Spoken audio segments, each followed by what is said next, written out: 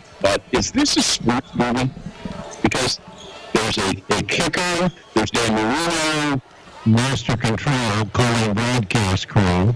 So, if I heard this a Christmas movie, Ace Ventura Pet. No, I'm just curious. I've got a notepad here this evening, and I'm just wondering, does it need to be of letter or legal size tonight for me to take notes?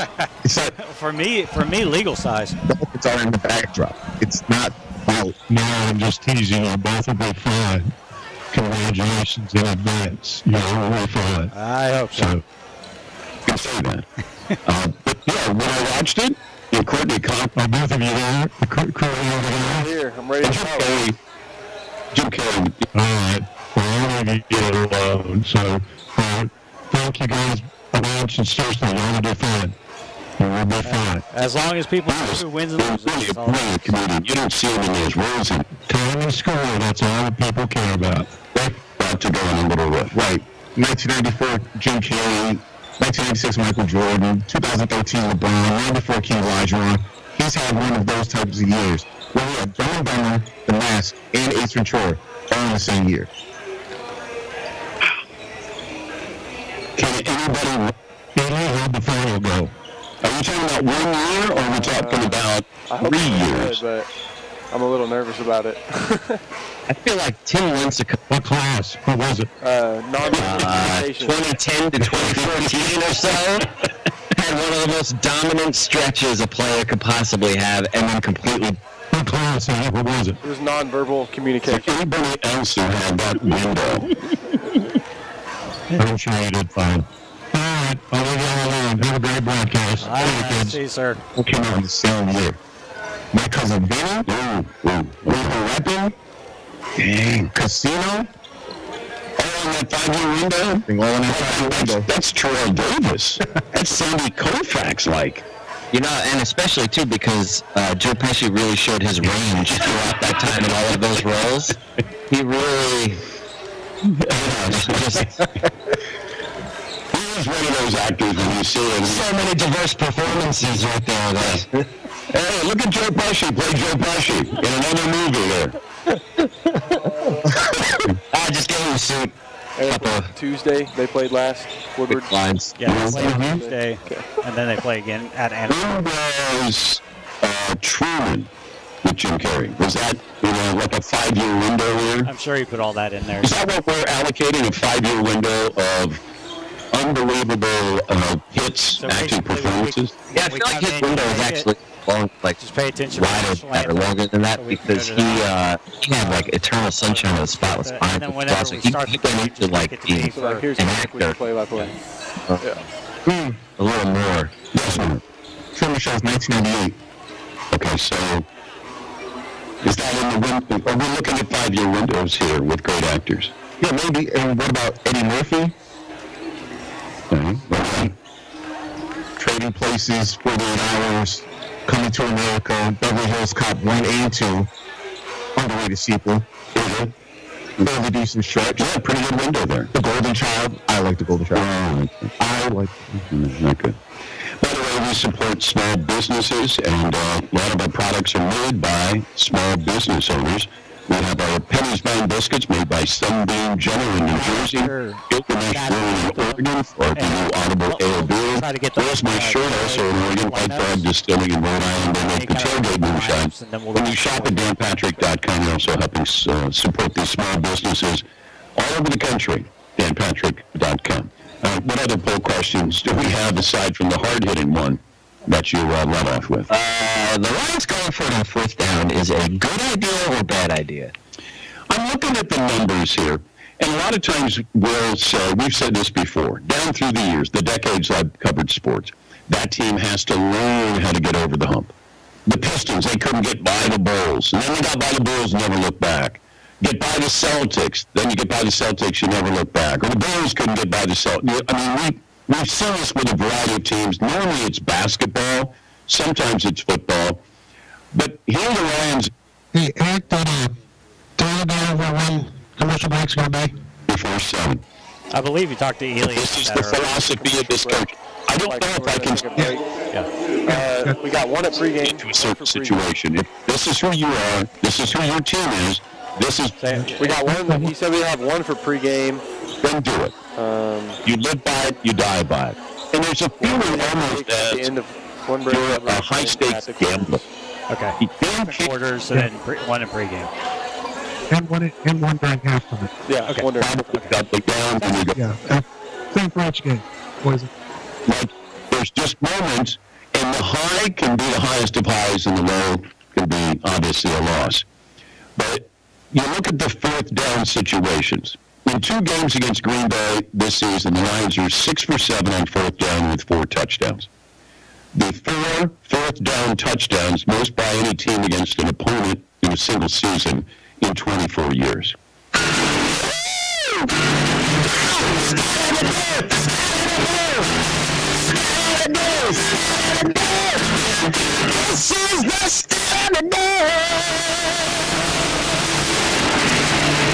And since Dan Campbell took over as the coach, that's 2021, the Lions lead the NFL in fourth down attempts, 140, fourth down conversions, 77.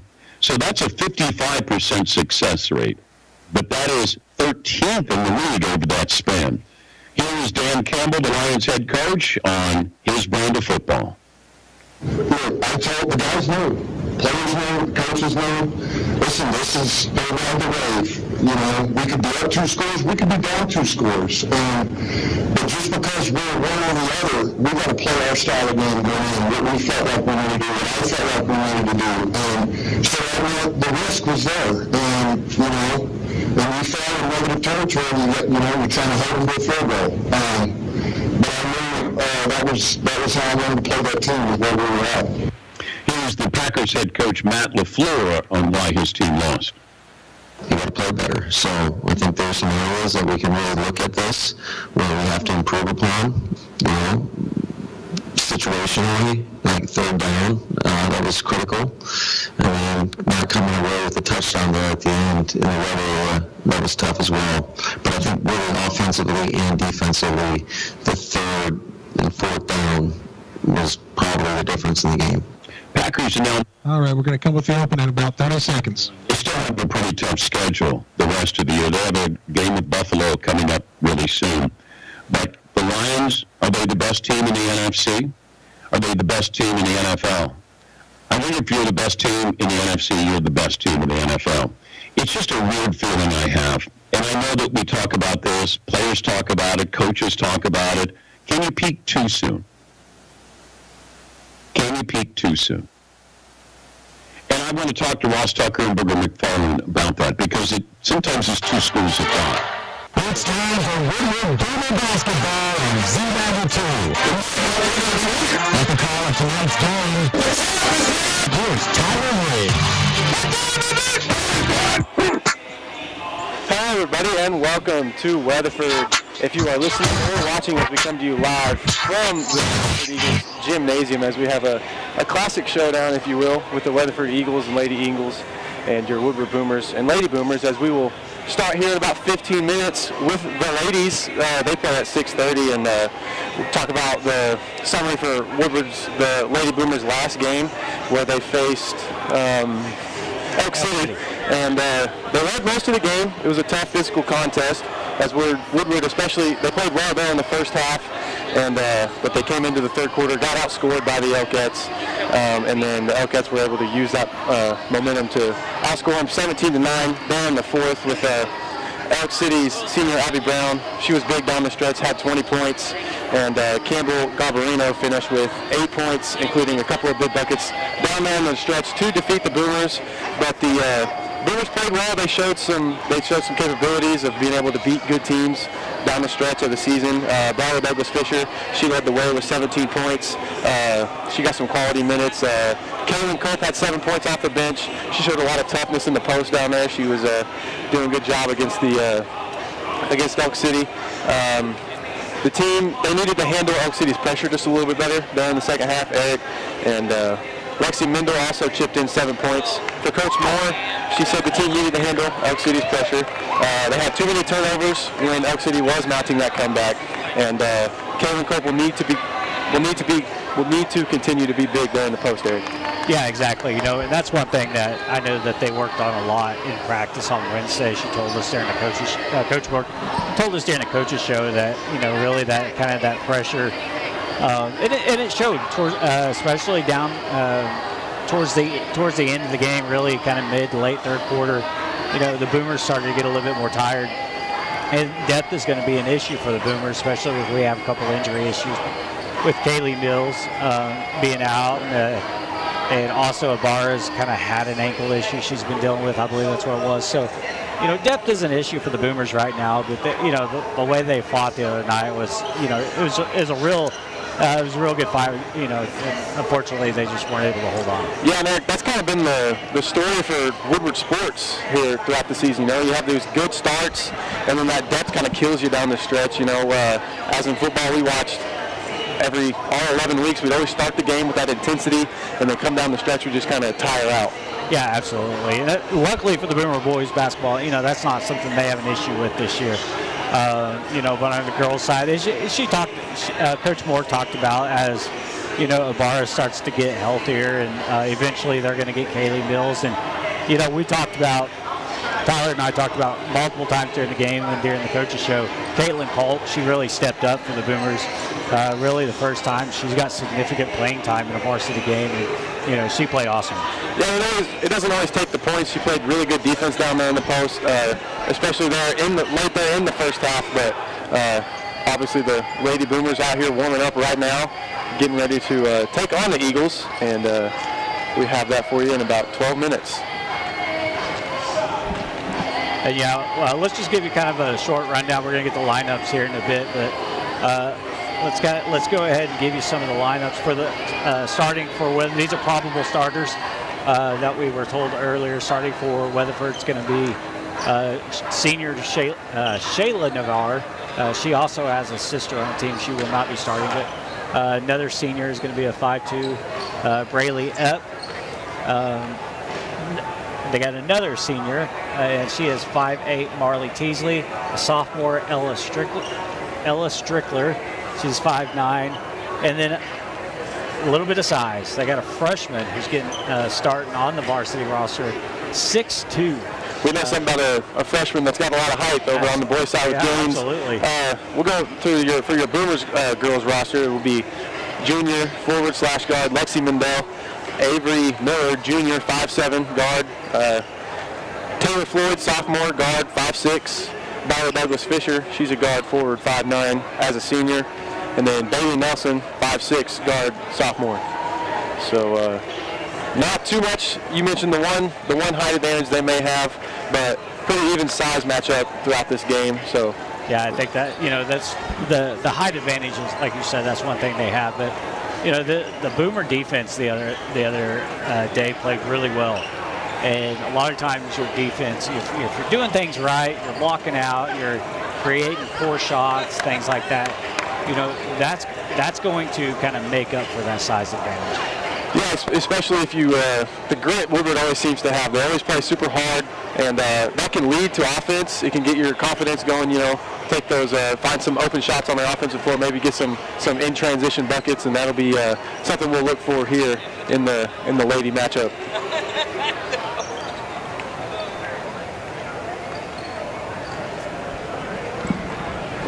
We will.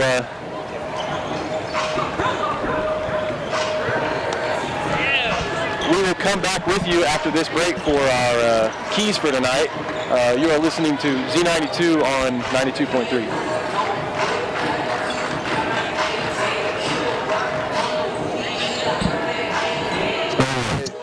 We understand the values and the culture that we find in West Bank and supporting local farmers and helping small businesses thrive. We take pride in offering personalized banking solutions that reflect a deep understanding of Western Oklahoma. Discover the difference of a bank that's been by your side for generations. Bank of Western Oklahoma, member FDIC, an equal housing lender.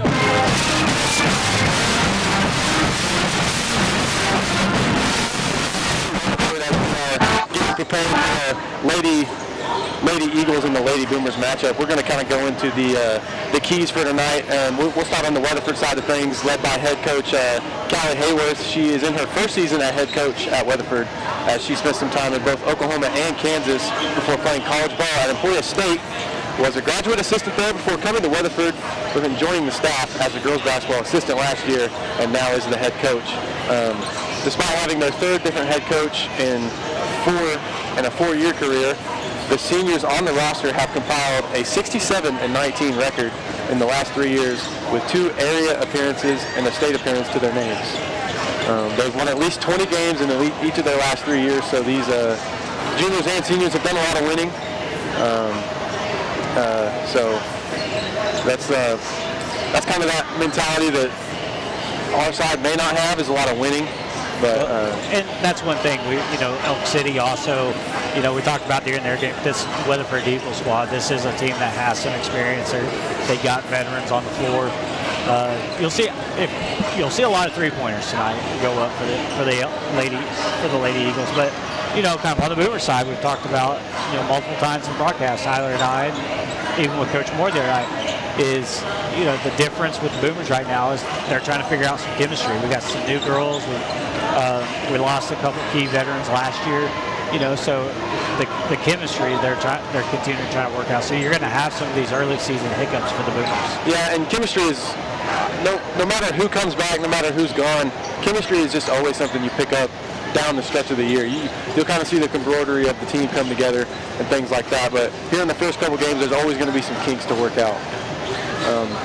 The Lady Eagles will rely on their signature man-to-man defense tonight as they try to disrupt their opponents and control their pace of the game. So Woodward kind of needs to not let the Eagles make them play their own pace of the game. They need to try to play at their pace. Don't let them speed. Don't let the Eagles speed them up. Don't let them slow them down, if you will. Talked to Coach Hayworth a few days ago, and she said we want to disrupt the other team's rhythm and make them uncomfortable. Defense sets the tone for how we play.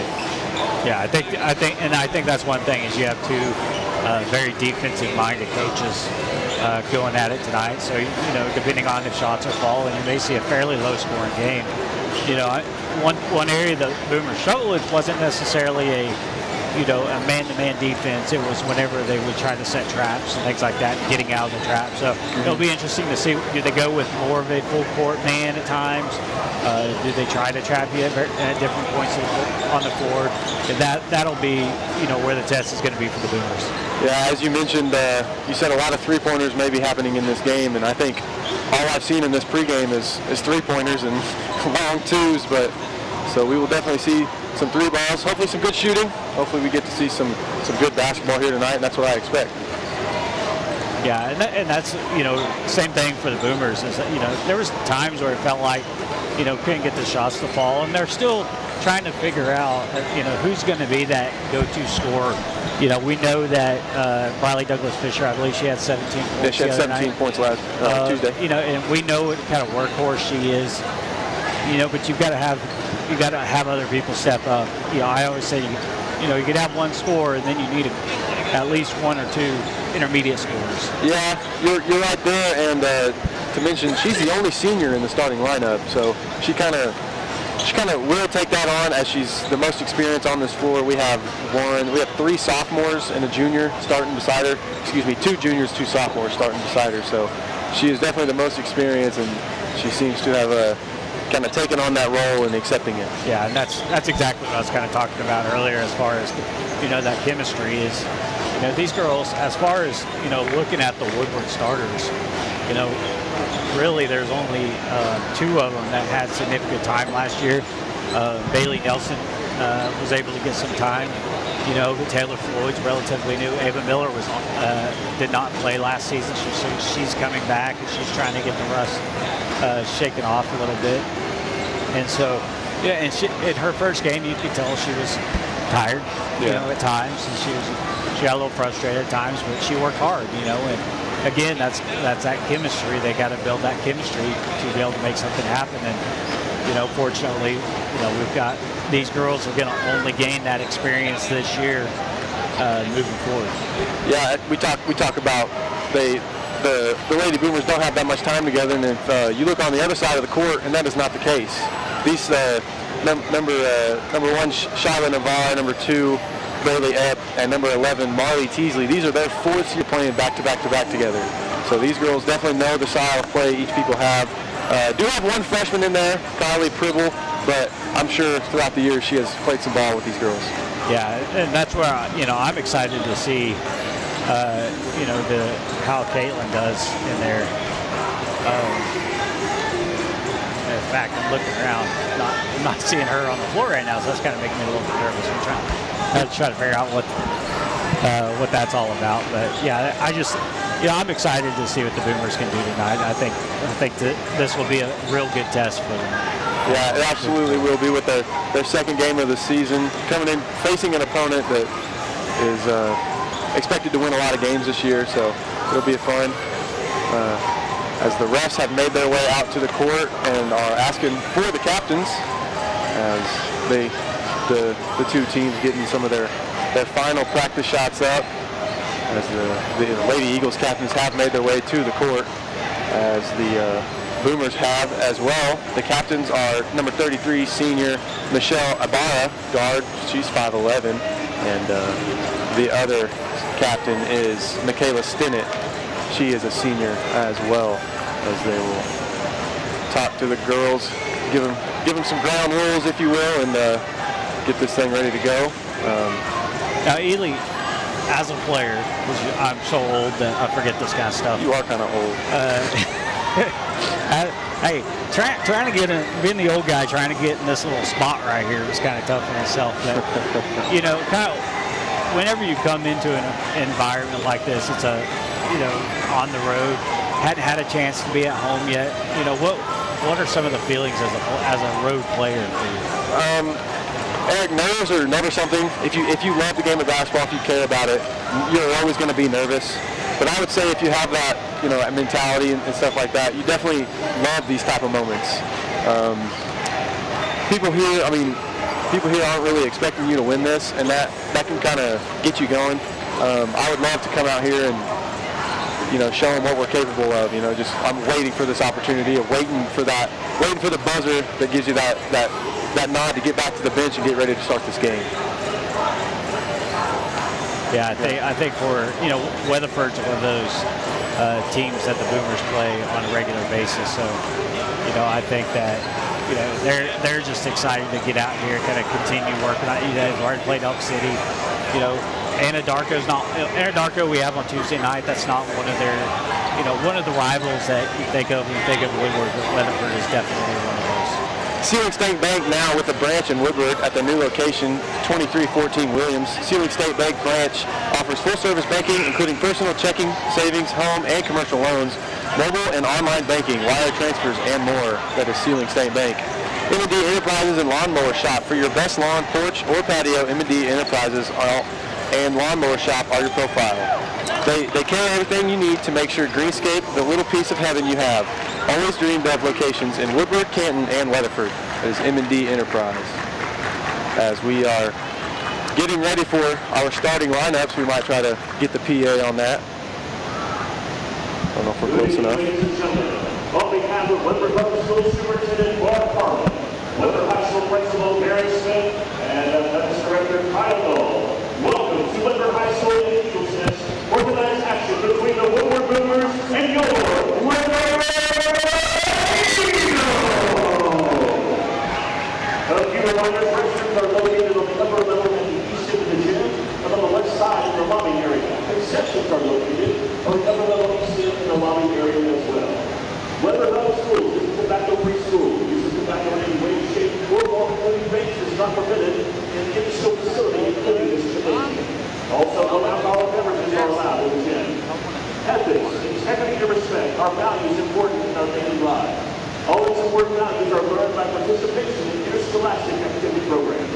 Coaches should set good examples for players and fans. Participants should treat officials, coaches, and opponents with respect. Fans are role models for everyone sitting around them. The things you say and the way you act is seen by every other child in this gym. Good sportsmanship starts with you. Another service message from Weatherford Schools in the OSS. At this time, would everyone please rise? Gentlemen, remove your caps. As we honor our country and remember our troops with the singing of our national anthem, performed tonight by Woodford High School junior Jalen Bird.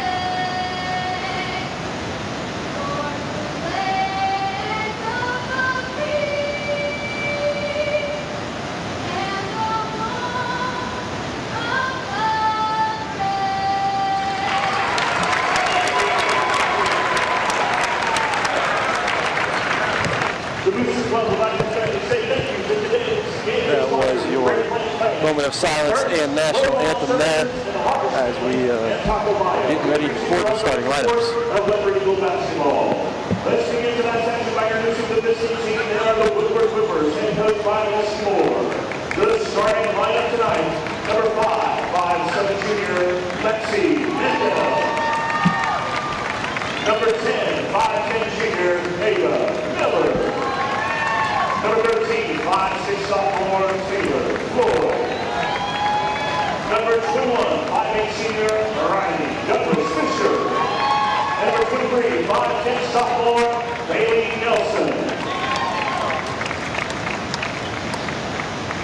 All right, it's time for you to get on your feet and make some arguments here. Our Northwestern Radio head coach, Allie Hayward.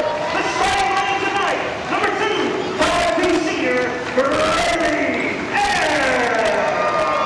Number 5, 5'9" sophomore Brielle Huerty.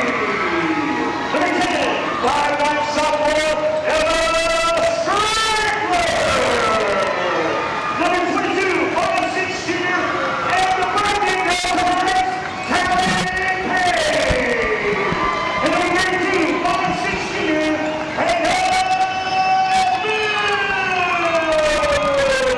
All right, there's your starting lineups for the Weatherford Lady Eagles. And I'm going to run down those one more time really quick.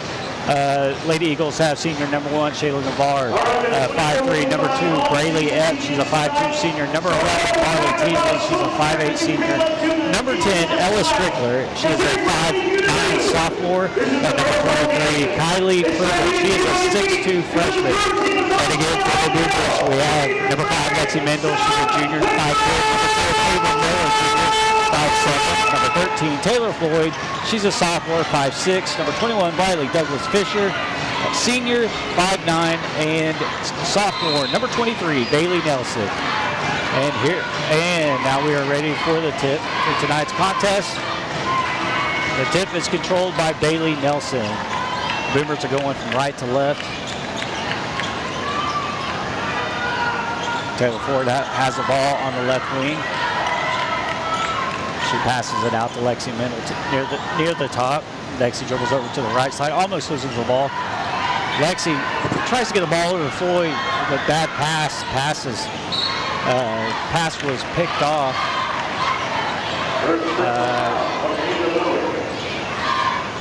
Pass was picked off by Riley Wiebe, 5'9" sophomore.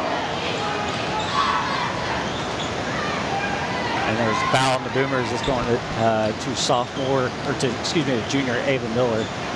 Ball's inbounded. Weatherford has the ball on the right wing. Ella Strickler, she passes it over to Riley Epps from the left wing. Weatherford up early, 7:16 to go, 3-0 on the Boomers. Boomers get the ball to the court, they break the pressure. Briley Douglas Fisher along the right side of the floor. She drives all the way in, and she is going to be fouled. That's a good decision there. Obviously, Weatherford proving to be a team of pressure, try to make you play at their own pace. That's a good way to push the floor there by Briley Douglas Fisher. She'll shoot 2. Riley's first free throw is no good. And that's one thing the Boomers struggled with the other night. At Elk City was converting at the free throw line. Here's Riley's second shot, and it is good. Boomers cut into the lead, 3-1. 3-1 Weatherford with 7 minutes to go. Weatherford pushes the ball up court. Along the right side, she passes it down to Weeby. Weeby turns it over, picked off by Lexi Mendel. Mendel brings the ball up court. She throws it over to the right corner to Bailey Nelson. Nelson drives the baseline, and she goes up, and she is fouled.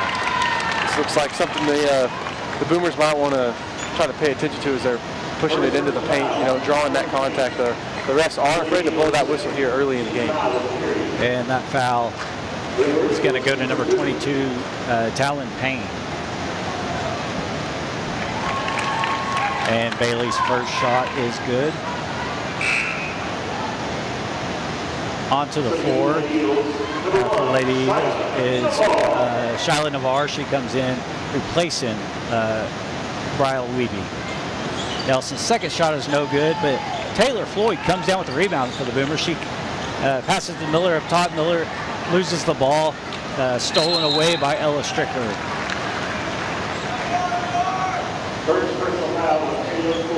Do a good job there from the Boomers to pressure that ball and not let them get the ball up easily. Ball's blown dead. Taylor Floyd is charged with a foul.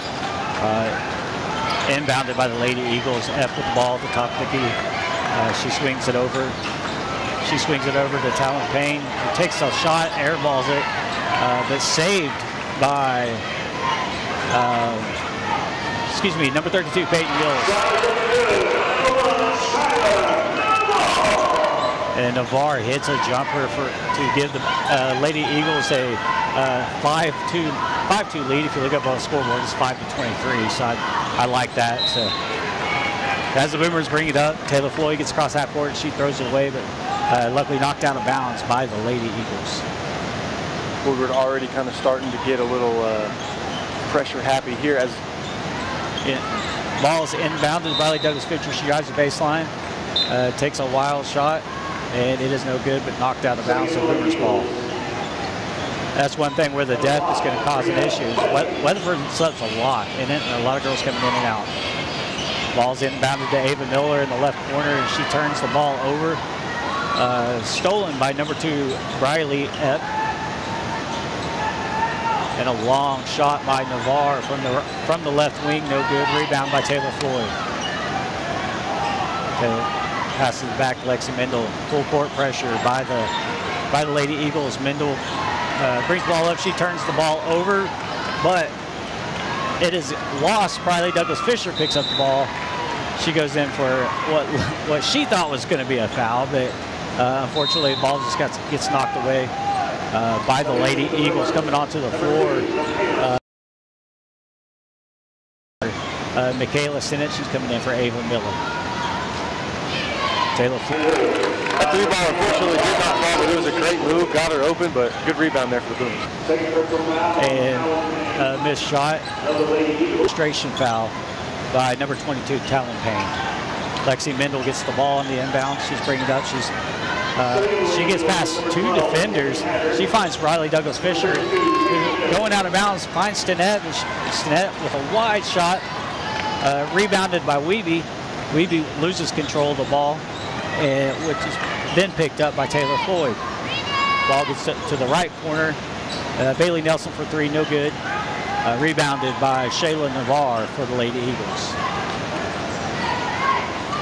So Navarre with the ball at the top is going to be Navarre at, let's see, Haggart, Peyton Hills, and who are we missing? Weeby for Lady Eagles, and for the Boomers we have Taylor Floyd, Lexi Fisher and Michaela Sinet. Mendel brings the ball up court, and she tries to get it over to inbounds the ball. It's picked off in the ball. It's picked off on the inbound. On the inbound. And that foul is going to be.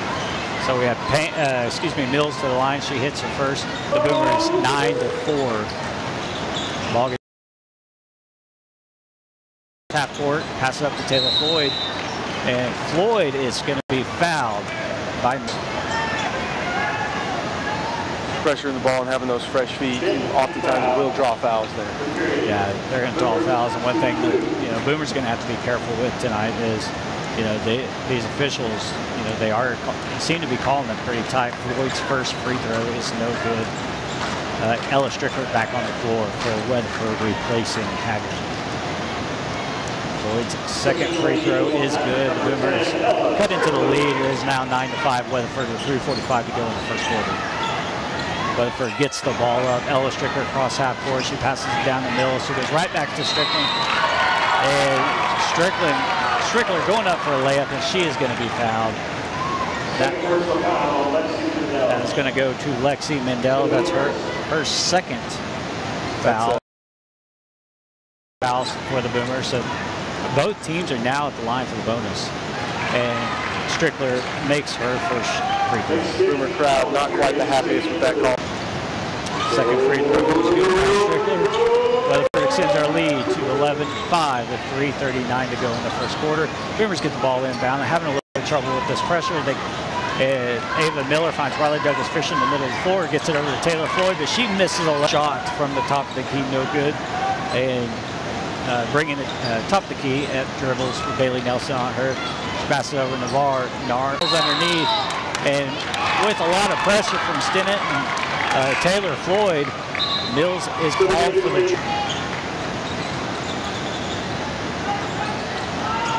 So Floyd inbounds against Haggard. So the Boomers, said they're already in the bonus. So seem to be a lot of whistles coming forward. So Boomers are definitely going to have to be efficient here. Floyd's second free throw. But she is stripped by Howard. The Boomers have the ball again. Douglas Fisher with the ball on the left wing. The Eagles inbound the bar, bring the ball up the floor, across the timeline. That's good. That's good for a coach to be able to do that. Keep the players fresh. Weeby with an easy layup, 13-6. Lady Eagles with 2:13 to go. Off the moving screen. And they're calling it pretty even here, so can't really most defense. And Weatherford gets the ball in. Inbounds, brought down by Strickler. Strickler goes inside. Miller brings the ball to court. Across the timeline, she loses control for a second. Shella Barr down in the post, and she just overthrows her. That's great rotation down here by the Boomers on D2-6 over the Wooded Boomers.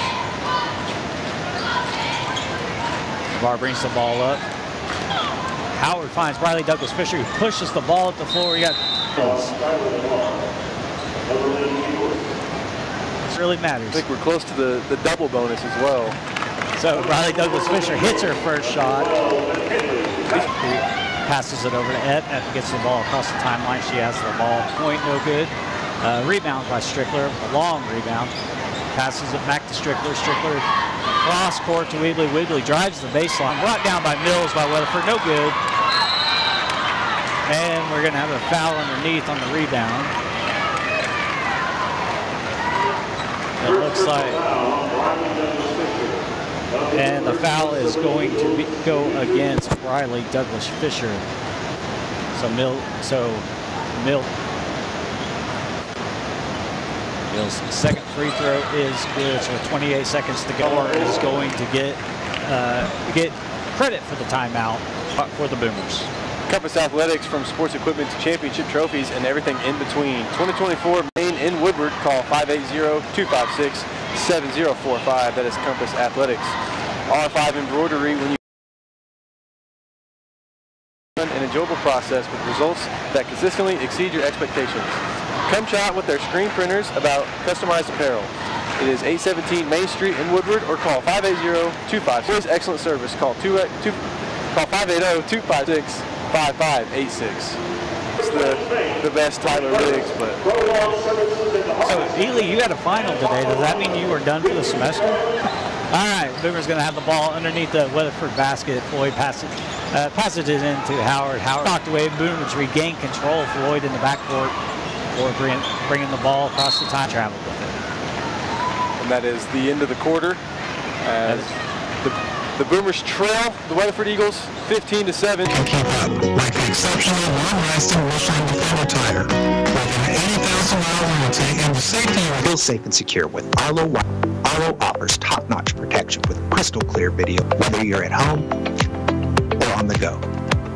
Arlo keeps you connected to what matters most.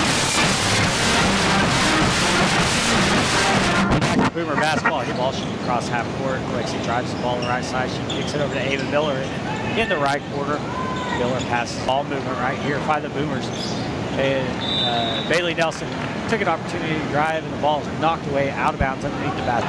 Weatherford regains control of the ball and brings the ball down the floor across half court. Mills with the three. She knocks it down. And inbounds the ball. She finds Navarre, who is quickly fouled by Lexi Mendel. Mendel just a little bit too aggressive. Foul of the second quarter for the Boomers. Not sure what they're discussing. Truly, nothing extra, right?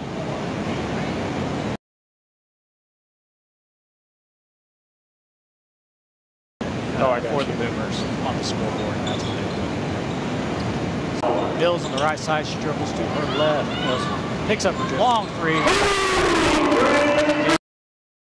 Extend the lead 21-7 for the Lady Eagles. Bailey and she backs it out. Weebly misses the basket. She gets her own rebound, but then Ava finds Bailey Nelson. Boomers gonna have to get the ball. And they're gonna get Bailey for the travel. It's really starting to be a pain on defense. And like I was saying pregame, they're gonna take a lot of threes. Unfortunately, now they're starting to hit them too. This is over to Strickler, who drives from the line. His first free throw. Number 33. Number 33, Michelle Navarre coming to the floor. Michelle Navarre coming to the floor. We play ball middle of the floor. Ball middle of the floor. She swings it over to Bills on their Ava Miller. Miller finds Bills on their Ava Miller. Miller finds Navarre underneath the basket. Navarre underneath the basket. Layup no good. First personal foul. Layup no good. First personal foul. Navarre brings the ball. Navarre brings the ball up the floor for the Eagles. Across the timeline, she swings it over.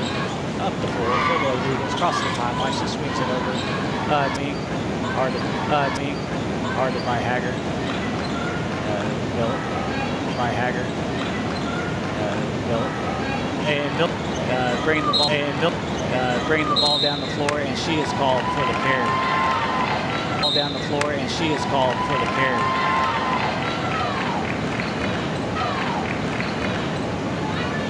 During the Boomers here in the second. During the Boomers here in the second quarter. Yeah, Boomers not comfortable. Yeah, Boomers not comfortable at all right now. Exactly on the inbound. Comfortable at all right now. Exactly on the inbound. Inbounding the ball. Inbounding the ball.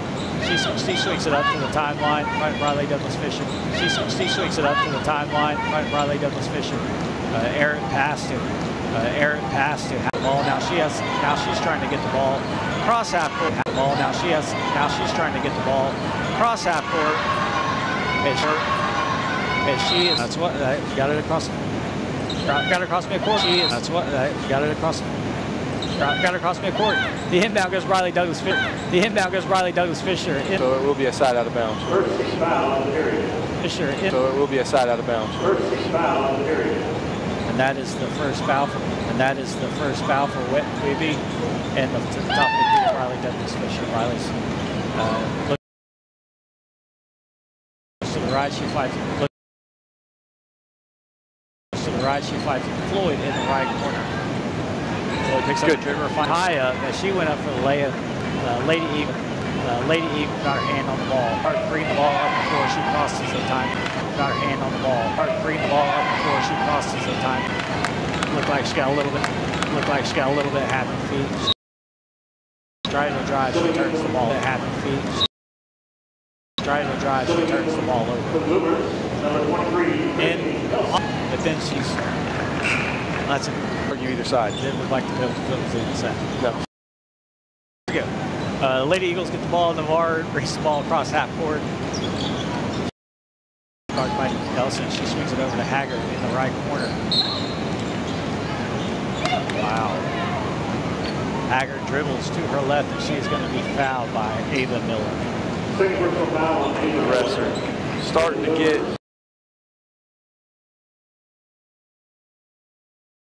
3 minutes to go. A little over. And Weatherford inbounds the ball, trying to get the ball to 3:10 to go in the second quarter. And F. Down her second free throw. She has 8 points in the game. So 3:09 to go. Boomers trail 20. Ball goes out of bounds underneath the Weatherford, or underneath the Boomer basket. Another turnover for the Boomers. They get the ball inbound to Navarro. Navarro brings the ball up the floor. Navarro dribbles down the right side of the lane. She goes up for a layup. No good. Brought down by Michaela Stinnen. She swings it over to Riley Douglas Fisher. And the ball is knocked out of bounds by Wheatley. Just on the other side of the backcourt, ball's inbounded on the floor. She finds Bailey Nelson. Nelson loses control of the ball. Now she's trapped. She tries to find Riley Douglas Fisher, and she hits Riley, who pulls up for a long two, no good. Rebounded by Stinnett, but she goes up for the layup. It is blocked by Epp. And Epp comes down with her own rebound. She finds Navarro. She finds Haggard on the left side. Hits.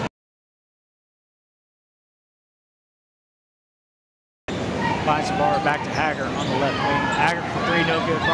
Rebound by Douglas Fisher. Riley's going to bring the ball up the floor. She's going to take it all the way herself. Layup on the right side, no good.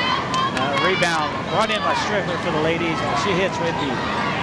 And Bailey Nelson with a great job to knock the ball away underneath the basket. It's going to be Lady Eagles ball on the baseline. 1:47 to go in the second half. Inbounds. She drains it from the right side. It's 29, 1:36 to go in the second quarter. And you can tell that the depth is really hurting. They are exhausted. They're doing everything they can.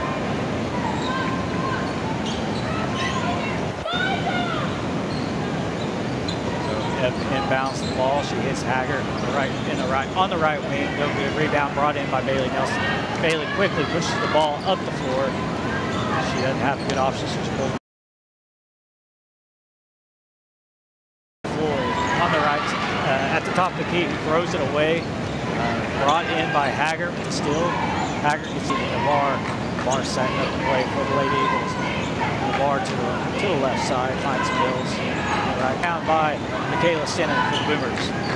Stinnen brings the ball in the court. She loses control. She does find Bailey Nelson. Yep.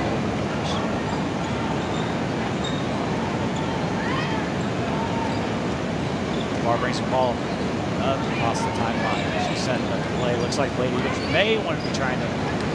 Strickland finds Haggard on the right side for 3, no good. Abe on the right side, it is good.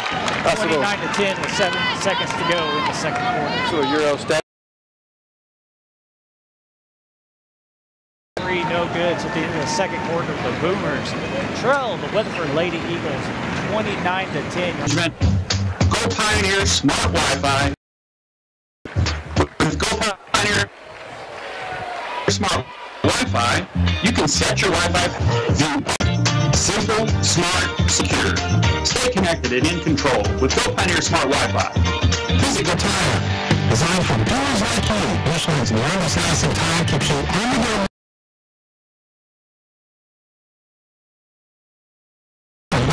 Compromise safety and performance. Visit your local Michelin dealer, High Plains Tire, at 22. To Weatherford, and we are at the half here in Weatherford as the Weatherford Lady Eagles. And the first said they play the game by their defense. They will pressure the ball. They will make you uncomfortable. Or to get the ball up the floor. And I think there's a lot of times where you can tell they know where they want to go. But they're a little too scared to make the pass. Second quarter, the Boomers actually, there's a couple girls who, looked like they were starting to kind of gain some of that. Yeah, the Boomers definitely need to just try to find something that works. Heading into this season, obviously we talked about just go out there, have fun, and try to maybe claw your way back into this game. Boomers here in the first half. Super efficient. We're doing our best. I'm pretty proud of how we're doing. Pointers, she leads them with 8 points. Peyton pointer and a free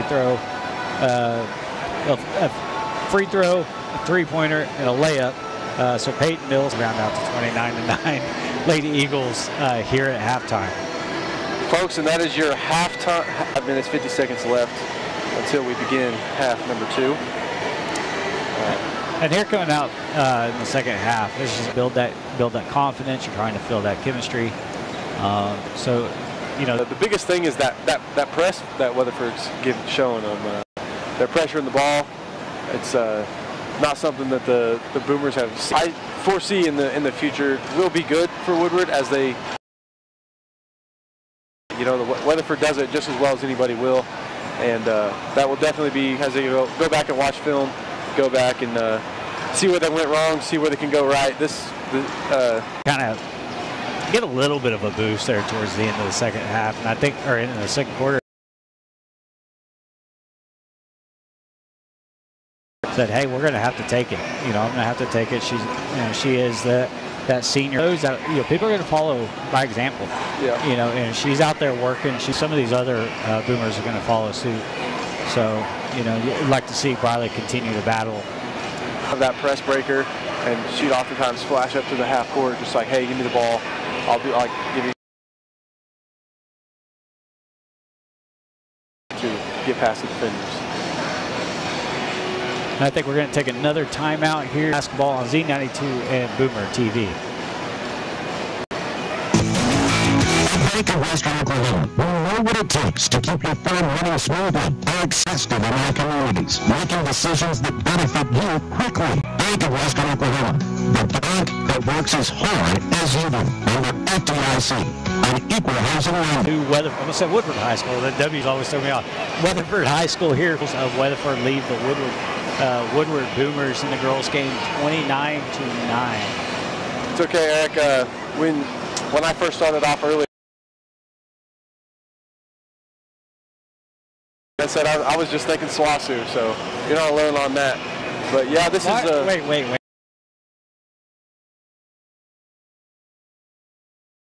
I'm wearing a Northwestern shirt. I've been getting looked at the whole time. I'm proud. The Rangers ride, I'm glad we have that in common.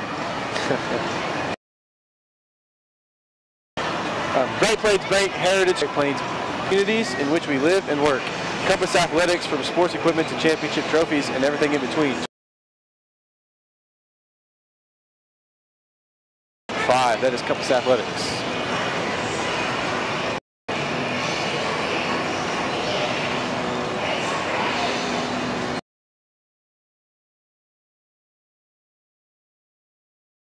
Come back out on the floor yet. I can only imagine if you're Coach Moore in the locker room. Keep your composure. Don't let the scoreboard that you don't want to see get to you. Don't let it change. Just go out there and play hard. Try to keep an uplifting mindset and try to play as a team. And don't let the person right next to you down. Probably kind of I don't want to say animated, but you can see her hands fired up. One thing to look for in the second half is Lexi fouls as well as Ella Howard. So that's one thing, you know, the Boomer being an issue. If Lexi Mendel starts this second half, which I'm going to assume you have to watch that, because she was one of the main ball handlers early there in the first quarter when they were getting past that press. You have Riley Douglas Fisher, Ava Miller, Bailey Nelson,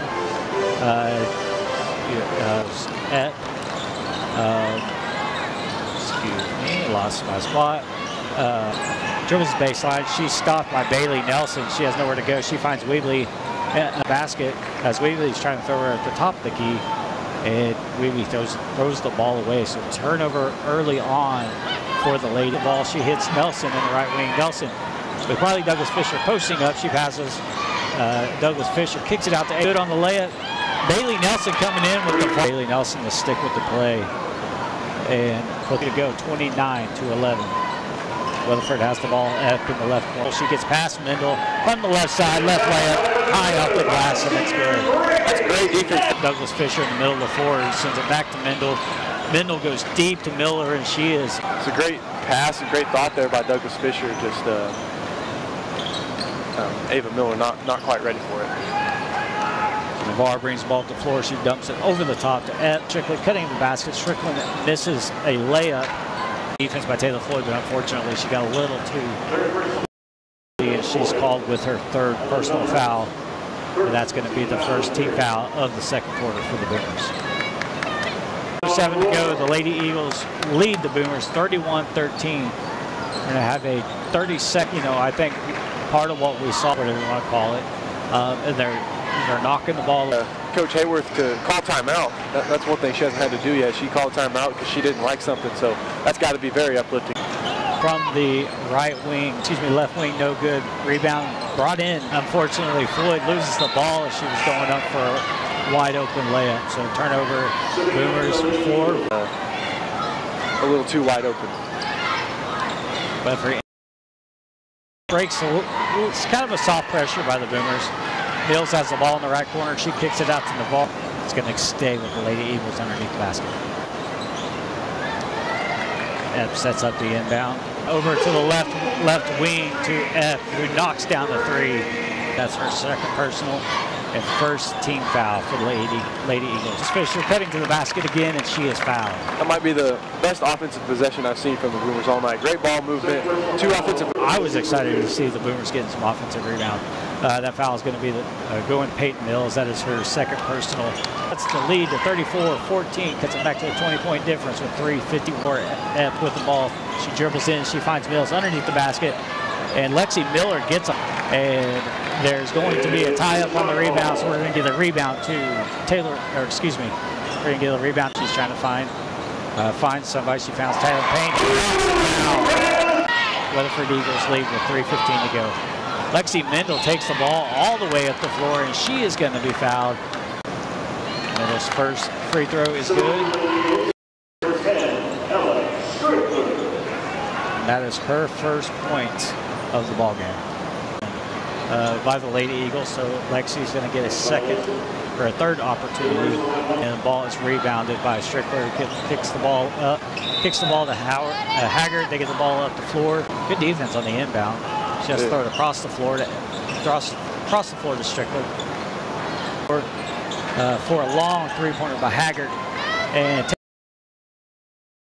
he is trapped, and it looks like they are going to get Strickler with people. Get the ball back to the Boomers. So Floyd inbounds the ball to Riley Douglas Fisher. Lexi Mendel cutting down her second personal, and that's going to, I believe, going to be the fifth team foul, so it puts the Boomers in the bonus. And she converts both free throws. Good job by Lexi Mendel off the top of the key. She swings it over to Wedby. Returns it, knocked away by Lexi Mendel, but the Lady Eagles regain control. And a long three-pointer by Payne. And unfortunately, the Boomers are not able to cross the timeline. And they are going to... Just a little bit as the depth of the Lady Eagles is starting to... So far here in this third quarter, though. So Payne has the ball in the left corner. She's getting the ball down. Douglas Fisher goes up for two.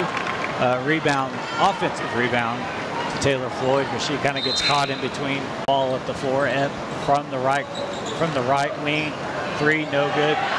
Reads the steal. She puts it in there for 2 to extend the lead. 41 dumps it off to Lexi Mendel at the free throw line. Mendel dribbles side. She goes up for layup, no good. And as Briley Douglas Fisher goes up for with the Boomers in the bonus. They go back. I bet free throws would be a big vocal point from Coach Moore. Like you said, Boomers real order. Navarre brings the ball across the timeline. She dribbles to her left. First time we called her name. Lena Navarre gets the ball in the corner to Shyla. Shyla drives down for 2. It's 43-18. Lexi passes out to Bailey Nelson on the left wing. And Nelson swings it back out to Howard, who swings it over to Bailey Nelson. Great rotation. Nelson for a long 3 from the left wing, no good. Long 3. And there's going to be point. I think they're going to let the time run. I think both teams were already ready to go to the bench. And I think both teams just kind of need a break, especially, but I think they're trying to figure out a way to get this caught. About 6 seconds. So long enough for the Boomers to touch it. Douglas Fisher's going to go deep, and it's going to be knocked away. So valiant effort, though. At the end of the third quarter, the Weatherford Lady. Between the 30-minute commutes, daycare pickups, and that weekend trip to Grandma's, you're racking up the miles. Quality and the safety you expect, you can lose track of the miles and focus on what really matters. Give your home the connection it deserves with Go Pioneer Fiber Internet. Experience. Almost did it again. Weatherford High School Lady Eagles lead. Sealing State Bank Woodward Branch offers full-service banking, including personal checking, savings, home, and commercial loans. Everything you need to make your greenscape that little piece of heaven you always have dreamed of. Locations in Woodward, Canton, and Weatherford. Boomers starting with the ball here to start the fourth quarter. Briley Douglas Fisher finds out on the left side of the floor. He comes back across back to Miller at the top of the key. Miller goes down the left side of the fourth quarter. Shayla Navarre brings the ball to the floor. She swings it over to Mills. Mills finds Payne in Braille and inbounds the ball. She's going to find with Strickler with 3, no Floyd. Lexi Mendel brings the ball up the floor. She's been guarded tight by Epp. Mendel 1 of 3. Epp stops her. Mendel goes up for a 3 from the top of the key. No good. Rebound brought in by Payne. But Payne tries to throw it long, and Mendel brings down the rebound. Mendel with the jumper from the right elbow, and the ball goes out of bounds to the Lady Eagles. Number 3. I like that shot from Mendel. She kind of got. We mentioned this earlier. That's good to have that confidence. Just need to work on it. You'll be able to knock that shot down and just kind of get that memory. But that brings the ball up court across the timeline. She kicks it out to Lena Navarre, who's on the floor now. Ed takes a long 3 from the corner, no good. And it looks like the Boomers are going to be fouled on the rebound. The foul is going to go against Strickler. That is her fourth personal foul, and the 14th foul for the Lady Eagles at the fourth. Mendel inbounds. Briley Douglas Fisher hits Taylor Floyd, sprinting up the floor. Floyd finds Navarre underneath the basket on the left side for good. It's 43-25. Lady Eagles with 3:12 to go in the fourth. And bringing the ball up is Shyla Navarre, and Lexi Mendel knocks the ball out of bounds. Now we got a host of changes. So on the floor right now for the Boomers, Michaela Sinnett, Briley Douglas Fisher, Lexi Mendel, Bailey Nelson, and Taylor Floyd. So Talon Payne with a long 3 from the right wing, no good. Brought in by the Lady Eagles, kicked out to Shyla Navarre. She takes a 3, no good. Again, rebound to the Lady Eagles. And now the Eagles are trying to set up. Lena Navarre with the ball, guarded by Bailey Nelson. Good defense by Nelson. She finds her sister Shayna sprinting to the basket. Shayna kicks it out to Ella Strickler. Hits a 3 from the left corner. 2:36 to go. It's 46-25, Lady Eagles. Boomers quickly get the ball down, Floyd. Get the ball down the floor. Lexi Mendel from the right corner dribbles in. No good. Rebound brought in by Strickler. So Navarre brings the ball. She hits her sister, laying across the floor. He takes a three from the right corner. No good. Ball goes out of bounds. It's going to be Boomer ball. Coming onto the floor for the Boomers, Ava Miller. She replaces Michaela Stenner.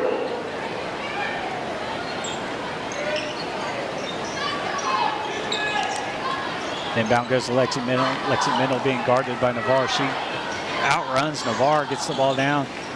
She kicks it over to the right wing to Briley Douglas Fisher, who swings it over to Floyd. Floyd hits Mendel on the left side of the floor. Mendel drives from the left side with the layup off the left side of the glass for two. 46-27. That is Mendel's 6th point of the ball game. Shayla Navarre across the timeline. Let's see, where are we at here? All right, there we go. Lena Navarre now has the ball on the left wing. She overthrows her sister, Shayla, and that is going to be a backcourt violation by the Lady Eagles. No quit here for the Boomers. Still playing hard. Minute 29 left. You love to see that. And the inbound to Bailey Nelson is knocked away by Shayla Navarre. Shayla is going to hit hard. I think they're going to call Bailey with an intentional foul. In this. So Bailey Nelson with the intentional foul.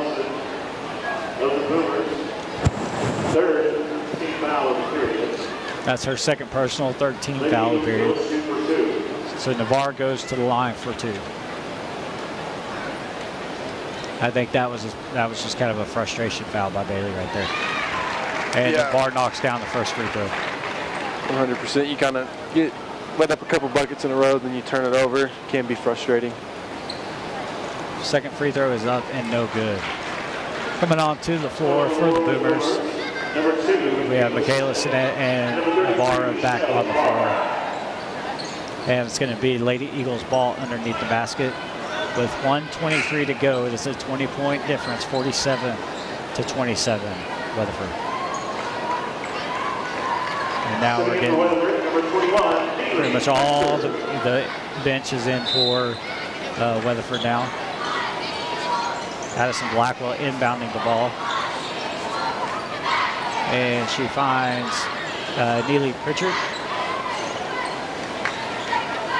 And Lena Navarre at the top of the key. She swings it over to Blackwell. Blackwell with a 3 on the left side wing, and she knocks it down 50-27 with 1 minute to go in the game. Lexi Mendel gets the inbound. She brings it up the floor, and she is going to be fouled by Talon Payne. A long way from the basket with 58 seconds to go, and that's Payne's 2nd foul. Talon Payne of the Lady Eagles, 5th team foul of the period. The Swimmer Boomers shooting for 2. So Lexi's first free throw is good. Serving for Weatherford, number 12. She now has 7 points in the ball game. Lexi's 2nd free throw is good. So it's only 58 seconds to go. Lady Eagles lead 50-29.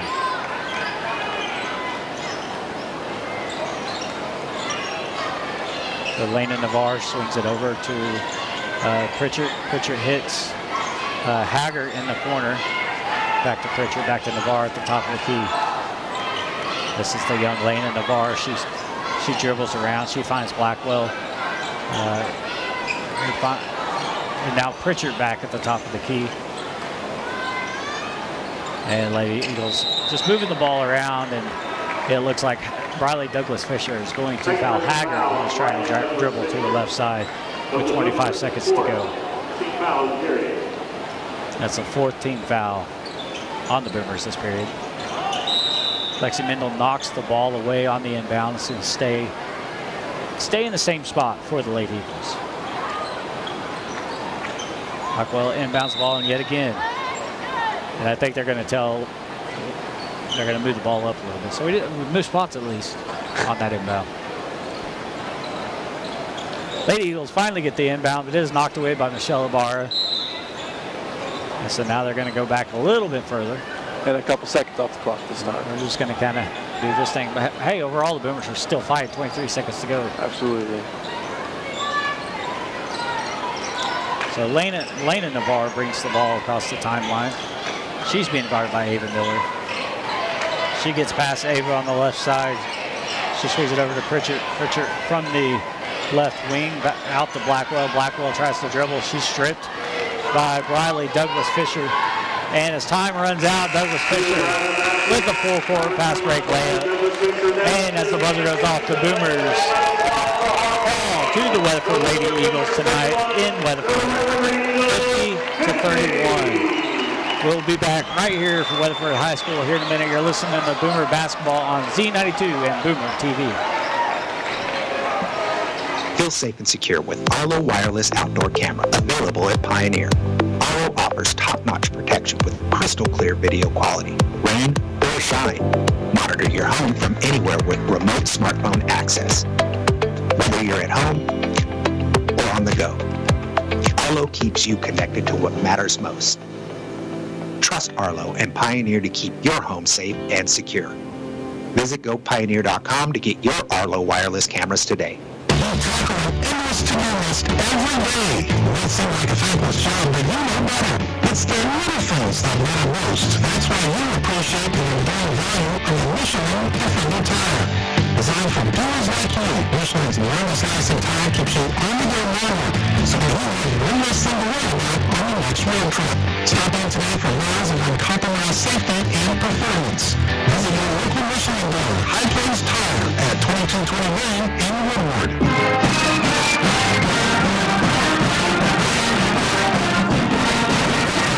Weatherford as the Weatherford Lady Eagles and the Woodward Boomers girls game has conceded as the boys side has begun to warm up with the Boomers in these cool kind of flashy camo warm-ups and the Eagles in the all-black warm-ups. Kind of wrap up this girls game here for a minute. The Woodward Boomers did fall to the Lady Eagles 50-31, and Eric's going to give us some stats on the game. Yeah, Lexi Mendel led the Boomers with 7 points. Riley Douglas Fisher, I forgot her last couple of points. She actually had 8 points. Taylor Floyd had 5 points. Ava Miller had 4 points. Bailey Nelson had 6 points. So that's basically your scoring for the Boomers, leading the Lady Eagles with 13 points. It was going to be Braylee Epp. She had 13 points to lead the Lady Eagles in the 50-29 victory. That and after that, me and Eric kind of had a small, brief conversation during the break. I think we're going to go with Lexi Mendel for our Bank of Western Oklahoma player of the game. The Bank of Western Oklahoma goes beyond banking. No matter where you are, the Bank of Western Oklahoma is always close. Find a location near you at bankofwesternoklahoma.com.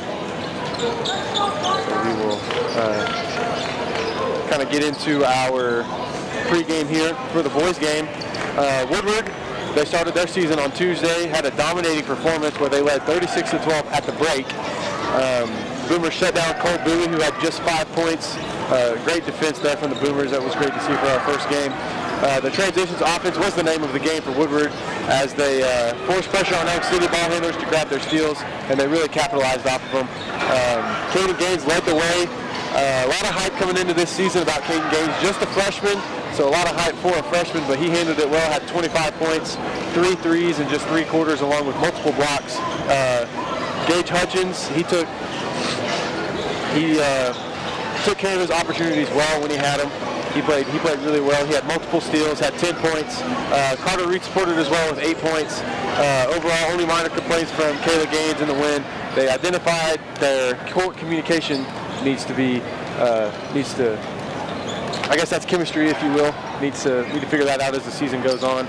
As for your Weatherford boys, led by head coach Derek Bull, the Weatherford Eagles are coming off 3 straight state tournament appearances, finishing as the state runner-up in the last 2, compiled a 81-12 record over the last over that time frame with at least 25 wins in each of those 3 seasons.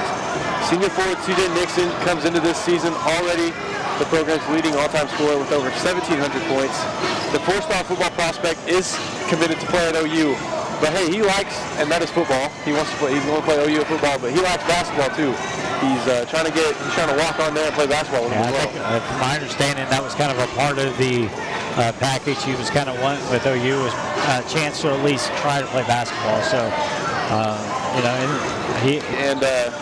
quite frankly, the 2 of the other boys who will be playing college ball here at SWOSU, Ethan Sage and Tate Sage, I've actually played ball with these guys, and they are a force to be reckoned with. They're twins. They've grown up playing their whole life. But Ethan, while still uncommitted, actually, my mistake, will have opportunities to go to the next level if he chooses. And finally, Walker Kennedy. Walker Kennedy is a 6'3" senior. He enters this year as one of the top shooting guards in the state. Kennedy spent the first 3 seasons of his high school career at Piedmont while he transferred to the Eagles. The Eagles enter this with a record of 2-0 to start the year, defeating Texas squads Amarillo High and Canyon West Plains in mid-November. And after all that, we will step aside for a quick break. You are listening to Boomer Sports on Z92. More than a century, Bank of Western Oklahoma has stood by our communities, understanding the unique culture and values that make Western Oklahoma special. As a locally owned and operated bank since 1908, we're not just bankers, we're your neighbors. We've seen generations grow, businesses flourish, and farms thrive, and we've been there every step of the way. Trust in a bank that shares your roots and works as hard as you do. Bank of Western Oklahoma, member FDIC, an equal housing lender.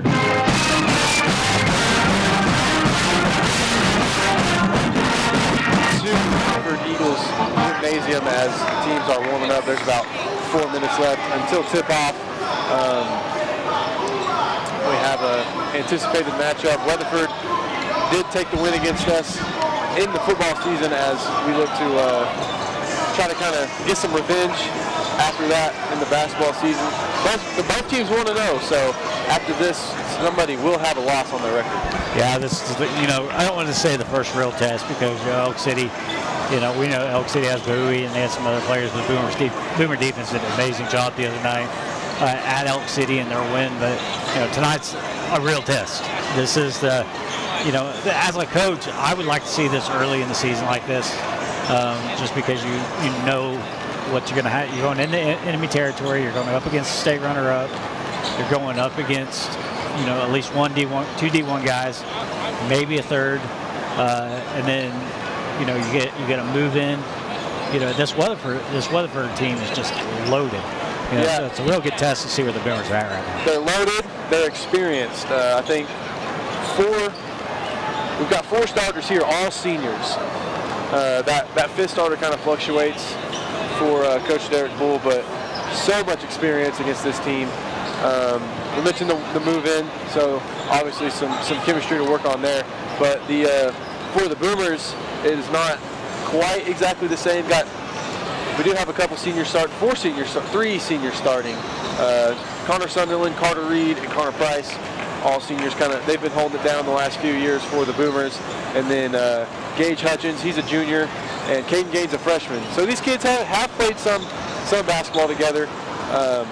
Obviously, not all of them have always gotten the amounts of playing time they will today. Well, and overall, the good thing about the Boomers is, even though we've got some seniors, starting and some of those guys, but really, there's a lot of young guys on this team too. There's a lot of guys that are able to do some work to kind of continue to build that chemistry.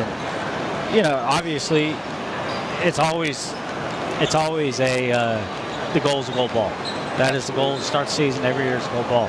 But realistically, this is that year the Boomers are going to take that next step, to try to make a deep run. But as they build that chemistry, it's just going to make it that much tougher. And games like this early in the year, as you touched on just a second ago, they're so good to have at an early stage in the year. kind of figure out what you're made of, what your team needs to work on. Because if you have a flaw and there's a team that's going to find it, it's going to be the Weatherford Eagles. They will pull any flaw out of you that they can. So the flaws will be pointed out, and then our pros, they will be pointed out as well. Obviously, the Boomers kind of have some hype this year. They a lot of hype around that freshman Caden Gaines, and so we will see his first real test today too. Yeah, and, this Weatherford defense, they are long. If you look at them, they pass the eye test. Everything you want. Everything you want in a college basketball team. The way they look. The way they look, the way the crowd looks. I mean, they were doing some 360 windmill dunks here in pregame. So that's intimidating in itself right there. Yeah, but they'll use that length on the defensive side. Last year they played a lot of 1-3-1 zone.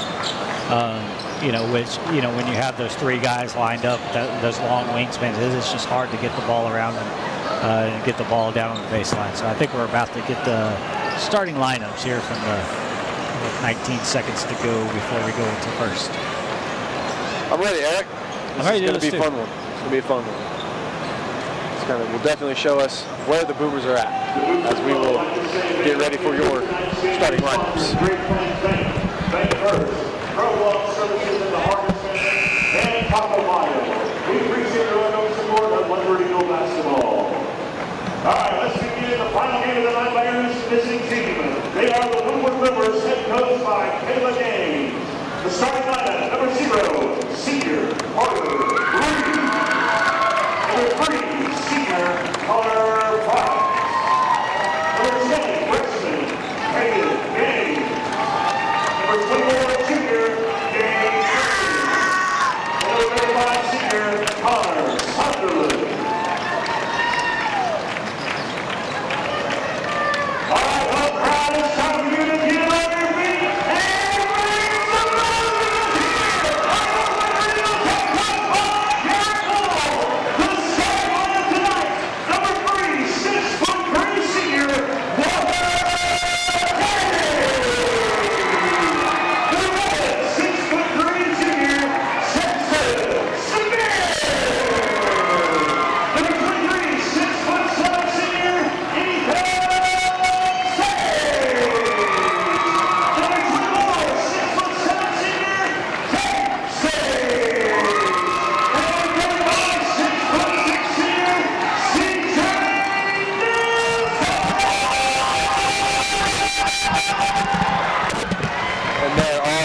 Starting lineups for this game, kind of run over it one more time. For your Weatherford Eagles starter at point guard, 6'3" senior Walker Kennedy. Jackson Smith is another 6'3", he's a junior. The Sage twins each play standing at 6'7". And last but not least, CJ Nixon, 6'6" senior. Number 0, Carter Reed, senior. Connor Price, a senior. Caden Gaines, freshman guard, 6'7", Gage Hutchins Jr., and Connor Sunderland, a senior, as the ref looks at both sides, asking him if he's ready. And they, Boomers going right to left, and your Weatherford Eagles going left to right as the ref gets ready to throw the ball up in the air. And we are off as Weatherford controls the tip. Kennedy will set up the offense as he hands it to Jackson Smith as he kicks it down to Sage. Sage trying to post up Gaines. Gaines not letting him do it as the ball gets back to Kennedy. Back to Sage. Sage tries to drive into the elbow, kicks it out back to Kennedy. Or excuse me, that's Smith. Down to Nixon. Kennedy posted up on the right block. Tries to post up Connor Price. Connor Price get the rebound. Pushes ahead to Carter Reed. Reed kicks it back to Price. Price bounce pass into Sunderland. Sunderland with the lefty. Won't go.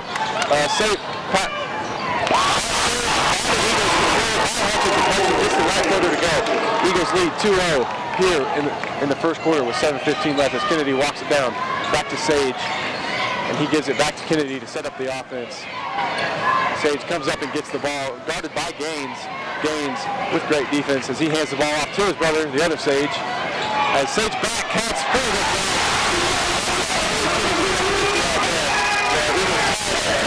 6:50 left. Carter Reed instantly down in the corner. Gaines down into the corner. I think they're going to call this on the floor. I think the foul came right before he received the pass. First personal foul.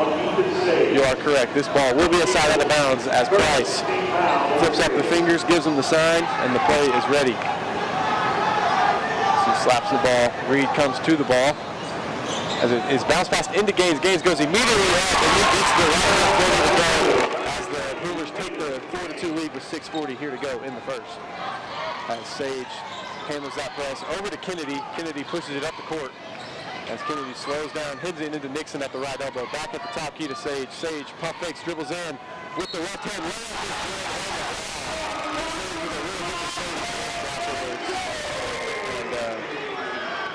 He will head to the free throw line. We'll get a word from the ref there. But nevertheless, a great finish there by Sage. Yeah, I think Sage was trying to kind of send the freshman a little bit of a message there, you know, after that big block earlier. And this is another thing that we forgot to mention, the composure of Gaines. How will he react to this? Because Weatherford knows the hype that is around the freshman, and they want to let him know.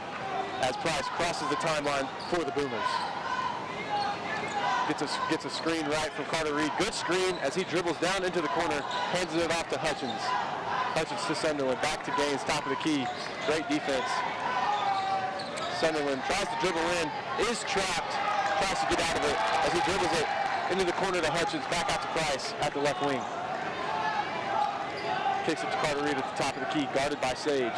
Hutchins in, there's the two Hutchins, and he is fouled by the senior Walker Kennedy, and it will be his first second team foul here. Great job by the Boomers to move the ball and find the open spots, and not try to force anything. Absolutely, getting pressured as we have a foul away from the ball. This one will be by the Sage twin, preferably Ethan Sage. This one will be his first, team's third. Team's third. As Hutchins will inbound underneath the basket. That ball is tipped, but does get it to Sunderland. Back to him as he drives in, kicks it out to Price. Price dribbles in at the free throw line. Will go in for the left-hand finish. That is off, but will be fouled. And Connor Price will head to the line. That one's going to go on Walker Kennedy. Have a couple substitutions in here for the Eagles as Cash Jennings will check in, and so will Hunter Nelson. I actually gave that foul to Tate Sage. I thought it was going to go to Kennedy as well. So. As the first free throw, long for Price, off back iron, as those subs will come in as Ethan Sage will take a seat. Weatherford's already at 14 fouls here in the first quarter. They're playing very aggressive defense and maybe a little too aggressive here early in the first quarter.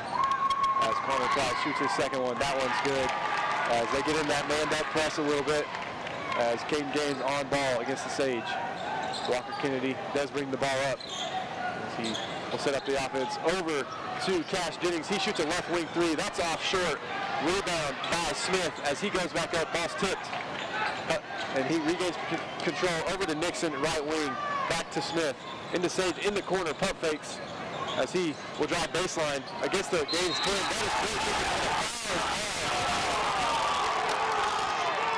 And the Boomer crowd does not agree with it. Yeah, I think it was probably the right call, just because it didn't look like he had a hand on it, but it was also kind of draped over the top of him. So, as Jake Graff is set to check in at the free throw line is Tate Sage. As his first free throw is up and good. Caden Gaines will take a seat. And I would expect not for long. Yeah, I think it may be a couple minutes for a chance to kind of regain himself. We'll be back in. Sage's second free throw is short. Nixon with the rebound, and they're going to have a reaching foul on Connor Price, and that will be about out of bounds underneath the basket. Oh, looks like this one maybe against CP. Yeah, Connor Price. Okay, sorry. I had Connor Sunderland in my head.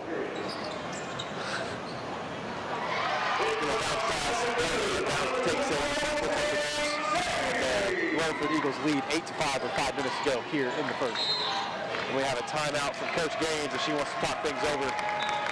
We have to think, Great Plains Bank, Heritage, Trust Bank, these are the things that make Great Plains Bank great. With deep With deep roots across Oklahoma and Texas, they are in touch with the communities in which we live and work. Compass Athletics, from sports equipment to championship trophies and everything in between. 2024 Maine in Woodward. Call 580-256-7045. Eric, what do we got? What's your... I just think overall, I feel like the Boomers are playing pretty well. They're playing composed. You come into an environment like this, you got a relatively young team. I'm thoroughly impressed with this squad right now. They're doing a great job. They're composing themselves. The Eagles trying to set the tone here, and Woodward is playing great as they do only trail by 3, 8-5, with 5 minutes, 10 seconds to go here in the first, as Carter Reed is set to inbound on the Weatherford end. And it's a tough environment to come into, and especially when you're undersized. And, they definitely talent-wise are up there, but the Boomers are coming in here and they're working. As Reed inbounds it to Graff, right back to Reed, and he hands it off to Price. Back to Reed as Reed dribbles it out to the left wing. Bounce pass is stolen by Sage as he will push the ball in transition into the right corner. Kicks it back out to Kennedy. Kennedy will drive in with the left hand. Push the ball back. There's not a whole lot you can do as Boomers there. He made a really tough shot. Price bounce pass to Reed. Reed picked up by Nixon as he is trapped by Nixon and Sage.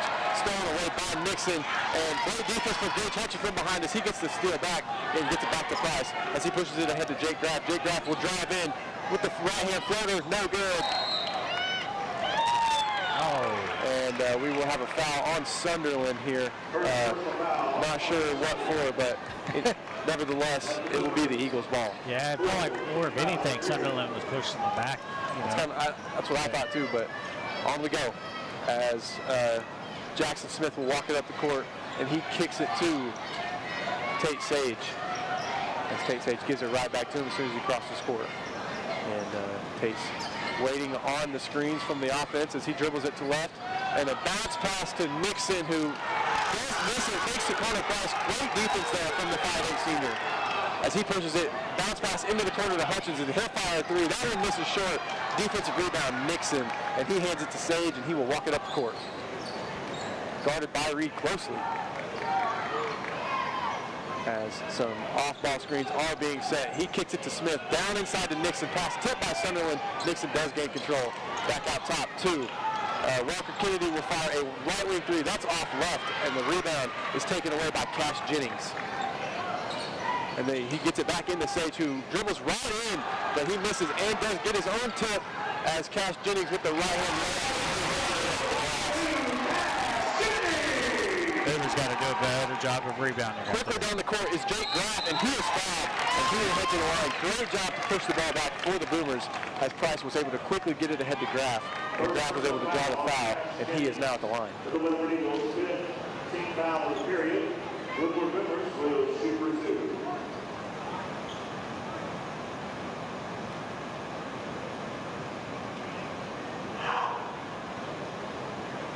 Graff's first free throw misses off right iron as number 5 for the Weatherford Eagles, Hunter Nelson, will check into the game as Jackson Smith will take a seat. As Graff gets ready to shoot his second of his pair, and that one rims out. Nixon controls the rebound, and this ball is quickly down the court, but Price is able to get a hand on it. Thankfully he did, because that would have been a layup there for Walker Kennedy, the senior.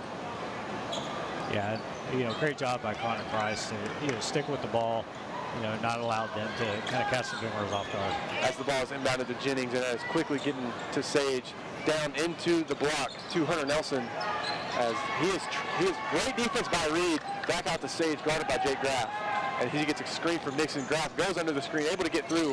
Great defense there, and he is going to be called for a reach-in foul, and that will be his first. And we will have a under the basket, out of bounds here. Or no, excuse me. That will put Sage at the free throw line as they are now in the bonus. We will be shooting a 1-and-1. Sage. Yeah, I think Graff got Graff got the foul just a little early, right before there should have been an offensive foul because of that. I was looking at my sheet. Did he make the free throw? No. Okay, well, as his first free throw. As we do have some substitutions here, Gaines will check back in, and Mr. Hutchins will take a seat. As we have some subs in here, Dylan Epp checks into the game for the Weatherford Eagles, as Sage's second free throw is up and through, nothing but the bottom, and Price will dribble it up the court, going right to left. Crosses the timeline, instantly gives it off to Reed. Sunderland at the top of the key. That is Carter Reed at the top of the key. And kicks it to Graff, back to Sunderland as he dribbles it with a pull-up mid-range, long. Rebound, Carter Reed. And he is able to kick it back out to Gaines. Gaines over to Sunderland. Sunderland drives right baseline. That is poked away from Nixon, out of bounds. Boogers retain the ball. Yeah, Sunderland again thought he was, looked like maybe they hit the arm, which knocked it out of bounds. That's a good quickness there from Nixon, able to kind of get that hand in there. But ultimately, the Boomers will keep the ball and just get the signal from Gaines and get ready for their inbounds play. As the Weatherford Eagles are heckling Connor Price down there. So it gets the ball into Sunderland as he was working against Nixon, misses it short, and Walker Kennedy will push the floor. Over to Sage. Sage, one dribble, and he will kick it back to Kennedy at the volleyball line, as Sage will come back and get the ball. He is guarded closely by Carter Reed. Off to Kennedy, guarded by Gaines, and that is Kennedy able to get the step in the right down the court is Reed in the right corner as he tries to drive left, spin moves right, kicks it off to Price. Price pump fakes it, gets a screen from Gaines as he will drive in, held on the jersey by number 4, Dylan Epp, and that will be a foul. You know, I think in a lot of games, you know, a lot of games the Boomers might even be up at this point. You know, you're just going up against a really tough squad. Like, you know, Boomers playing really good tonight. Yeah, they are. As Price does miss yet another free throw, he misses that one long. As he is now 0 for 3 from the line. He's not very happy about it, so yeah, I expect he makes this one here, Carl. You know, really, the Boomers getting plenty of opportunities. They're just shots are not falling for him. As he misses another one off long. Gotta make those. Rebound by Epp, and he will bring the ball up the court. He will hand it off to Kennedy, guarded closely by Gage Hutchins. Down into Sage, guarded by Gaines, and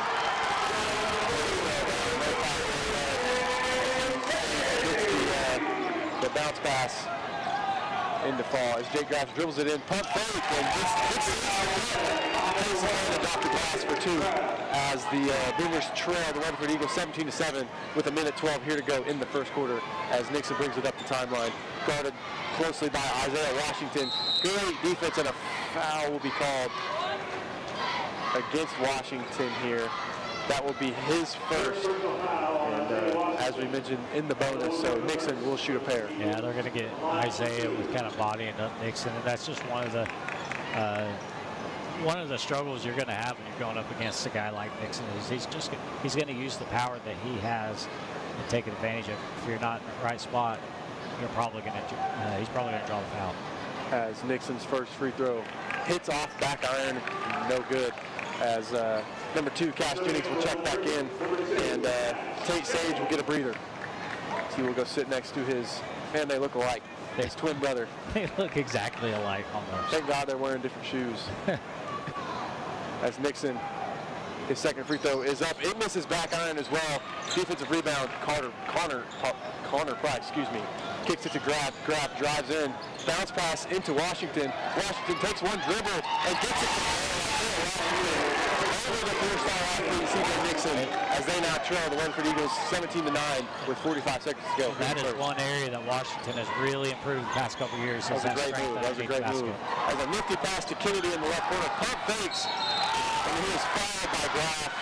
That is a great foul, though. Yes, they can earn it. Graff got up right there. Yeah, we talked about many times between football and on Tuesday night, me and Tyler, about the athleticism of Jake, and you know he's not afraid to go in there, take shots, do what he needs to do. Great job right there, but you have to keep the ball out of the basket. prepares for his first free throw of 2. And it is good. It rolls around and good. Walker Kennedy. As Carter Reed checks in, Jake Graff will take a seat as he will get his small little ovation there for the great defense. As Kennedy shoots his second one up, and that one's good. Carter Reed dribbling back up the floor for the Boomers. With 30 seconds to go here as the Boomers trail the Weatherford Eagles 19-9. Corner Price trying to get it to Washington, but he gets it to Gaines. Gaines right corner, dribbles up, screen from Price as he has the ball at the mid-range. Will pull up, off back iron, no good. Rebound to Epp as he kicks it immediately to Kennedy, and he will walk it up the floor as the Eagles will wait to take the last shot. Great defense here from Hutchins, pressuring the ball. As he kicks it over to Jackson Smith, guarded by Carter Reed. Back to Kennedy. Great defense there. Kennedy able to get around.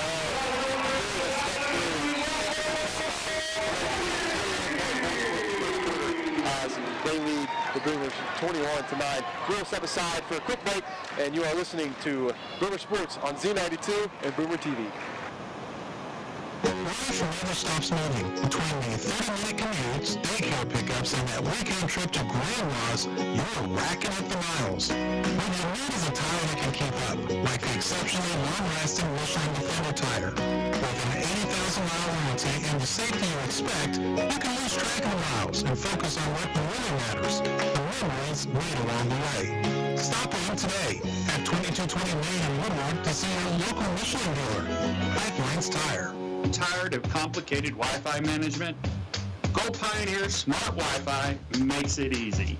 With Go Pioneer Smart Wi-Fi, you can set your Wi-Fi password, view all your connected devices, and even run speed tests all from your phone. Need to set up parental controls? No problem. Simple, smart, secure. Stay connected and in control with Go Pioneer Smart Wi-Fi. Visit GoPioneer.com to learn more.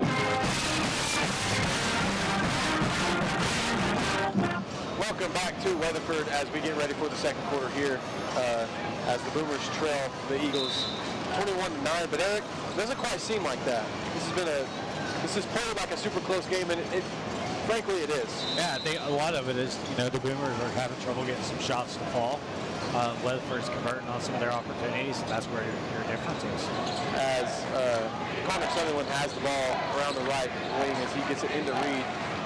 Reed passes it into Gaines on the cut. Gaines not able to get the speed jumper to fall as Kennedy will walk it up the timeline and get the call from coach. As he is guarded closely by Reed. Gets a screen from Sage off the switch. Hutchins picks him up, kicks it to Nixon, top of the key as he drives in with the right hand. And that is good with the double clutch race. Nixon has the ball. He hands it off to Kennedy. Kennedy on the left wing, dribbles it in, step through with the right hand. 25-9 lead here in the second quarter with 7 minutes to go. Hutchins with the ball at the top of the key, kicks it to the left wing. Connor Sutherland, that one's good. It's a really loud with the crowd. He was with the 3 ball. Those are his first points. Now the Boomers now trail 12-25. Connor hit that shot, and he turned around. He let the student section right behind him know. As Sage walks it up the court at the W. He told us the other night he's got the green light on those 3-point.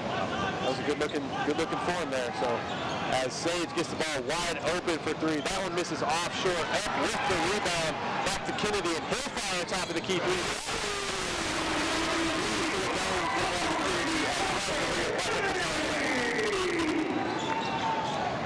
And he's one of those you can't leave open at all. Yes, as Price gets it into the right corner, out to Sutherland, back to Gaines, and he'll shoot top of the key. And it was good. There was a foul before the shot, and it would be Eagle basketball. Yeah, I couldn't quite tell who he got tied up with. I think what happened was a moving screen, wasn't it? Well, Connor Reed, somebody else kind of got tied up. As Carter tried to create some separation, that's where he found it. As Coach Derek Bull will call timeout, and it will be just a 30-second timeout. All 5 embroidery, when you order all 5 custom embroidery, you can count on a quick, fun, and enjoyable process with results that consistently exceed your expectations. Come chat with their screen printers about customized apparel, 817 Main Street in Woodward, or 580-256-3579. Western Drug at 1021 Oklahoma in Woodward has friendly and caring staff, and the drive-thru window is convenient. Always excellent service at 580-256-5586. Call Western Drug. Sitting at this table, I'm going to need some Western Drug to give me something for the old hip. This is tight quarters. I think this is tight quarters here. That it is, though. But we're more than capable of doing what we need to do here, so don't complain too much. As we have a main play as Ethan Sage brings it up the court as he kicks it to Kennedy. Back to Sage, guarded by Price. Back to Kennedy, guarded by Graff. Gets trapped. Bounce pass to Sage in the corner for a three, and he was bumped by Graff. And he is good, and Sage will go to try and convert the four-point play. Unfortunately, that's Jake's third personal foul. Yeah, he will take a seat. Hutchins will check him out. As the Sage student at the line is Tate Sage. His free throw is good, and they now lead 31-12 with 6 minutes to go in the second quarter. As Price walks it up the court, gets it to Reed. Reed at the left wing as he tries to get it into Hutchins. Hutchins back out all the way out to Price. Price kicks it to Gaines in the right corner. Bounce pass to Price was there, off Price's knee, and the ball will go to the Eagles. As Kennedy brings it up the court. Crosses the timeline, guarded by Connor Price. Kicks it to Sage. Back to Price, or back to Kennedy, excuse me. Smith into Sage, guarded by Carter Reed. Step through, blocked by Sunderland, and the ball goes out of bounds off Sage. Boomer basketball. Good job by Connor to stay with it right there. I say Connor Sunderland. I remember we got two Connors on the floor. But to stay with him right there and have a good defensive play. As Price brings it up the court. Getting guarded by the Sages. Kind of throws it away, taken by Nixon into Kennedy, and he will bring it up the court. Hand off to Tate Sage, and he will set the offense up. Into the left corner, back out to Sage, as Sage dribbles it into the wing. Lob into Nixon, and that will be a foul on Walker Kennedy for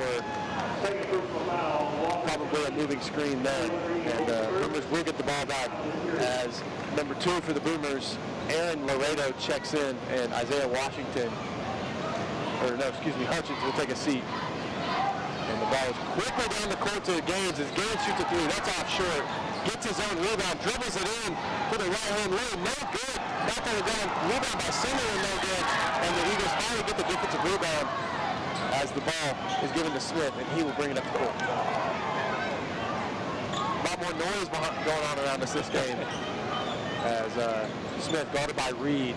Sage comes and gets the ball, talking to coach, guarded by Price. Back to Smith as he dribbles it up. Bounce pass to Kennedy. Back to Sage. Back to his twin brother. And he will drive right baseline. Kicks it out. Stolen by Price. As over to Connor Reed as he will push the ball in transition. Fake. Gets Nixon to jump and Reed gets it to go. Connor Reed with a great move. Gets Nixon to go in the air and takes advantage with the mid-range jump shot. Yeah, that's one thing Carter's done really well this year is have that maturity to take that shot. As Jackson Smith immediately pulls a three as he gets his own rebound and is able to step through, that was saved on the rebound as he gets it back to Smith. And Smith pulls it up for a left-hand layup off the glass. As the Boomers will bring it up as Price has the ball all the way into the corner to Laredo. Laredo dribbles it out, and he is immediately trapped, and the ball is taken away. But recovered by Laredo, and Laredo will be charged with the charge foul as Kennedy took the charge. Boomer fans next to us voicing their displeasure. I think there's been, they've had some legitimate arguments here throughout the first half. As Jackson Smith will walk it up the floor. Closely guarded by Carter Reed. Dribbles it in, kicks it out to Kennedy as he just pulls a three offshore rebound Sunderland. Sunderland will dribble it up himself. as he gets it into Carter Reed, pass too high. That is a turnover.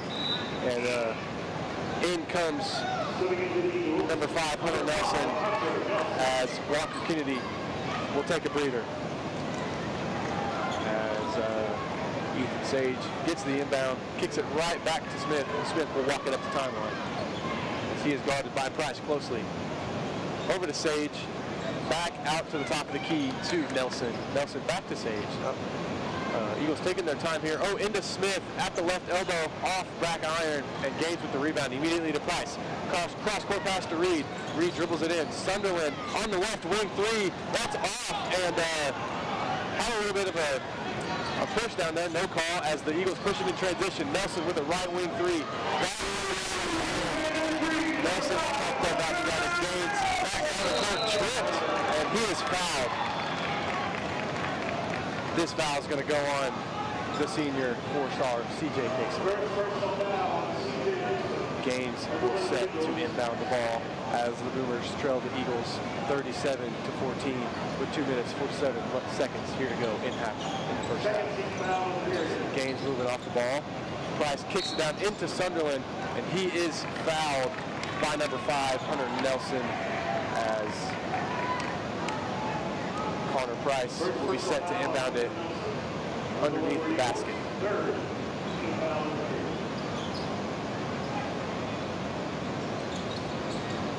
Top of the key, kicks it out. Sunderland off short or a long 2, they say. Sunderland is getting that shot to fall today, and he cashes his second long-range jumper. As Nelson brings it up and he kicks it to Sage, guarded by Price, switches off to Reed. As Smith gets it right wing, pump fakes it, dribbles it back out, kicks it back to Sage. As Sage will set up the offense and kick it over to Nelson, as Nelson immediately bounce passes it to Nixon. Nixon, one dribble, pull up, 3-pointer. As he gets on the board from 3. Price will bring it back up the court and try to get something going.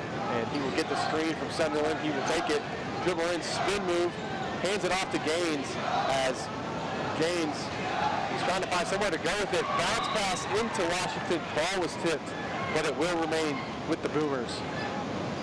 Yeah, he had just a narrow window. I thought he was going to. He was actually going to be able to hit Washington, but an Eagle player slipped in there. That's just that long wingspan that these Eagles have. Yes, it is. As Cash Jennings checks in for the Eagles, and Ethan Sage will take a seat. Connor Price set to inbound. He's been the inbounder. Coach Gaines maybe thinks he's got the best eyes. As he inbounds it to Gaines. Gaines goes up. That shot is blocked by Sage off the glass. Sage with a little bit to say as he brings it up the court. As Nixon has the ball at the top of the key, pulls another deep 3. That one rims out, and the offensive rebound from Jennings immediately goes up off the glass, 4-2. As Carter Reed immediately pulls a mid-range off back iron, gets his own rebound, is able to get it out to Sunderland as he gives it to the point guard Price. He comes off of it. Boomers trying to get the ball to Gaines. So turnover, and Sage pulls a transition left wing 3. That's no good. Hunter Nelson gets his own rebound, goes up in the air, and he is fouled by Isaiah Washington, and he will go to the line. Yeah, that's unfortunate. There was about, looked like 3 times where a Boomer got thrown to the floor. And, you know, the Eagles are really trying to send a message to the Boomers. You know, I think here in the first half, but, you know, and then all of a sudden you get a touchy foul like that. That's unfortunate. Nelson shoots his free throw. That one's off. Carter Reed controls the rebound. He will push it up the floor. Bounce pass Price, left wing. As he dribbles it back up to the top, kicks it Carter Reed to the corner. As he's looking to get it into Washington. As he does kick it to Gaines. Gaines shoots a 3, can't get it to fall. Off short.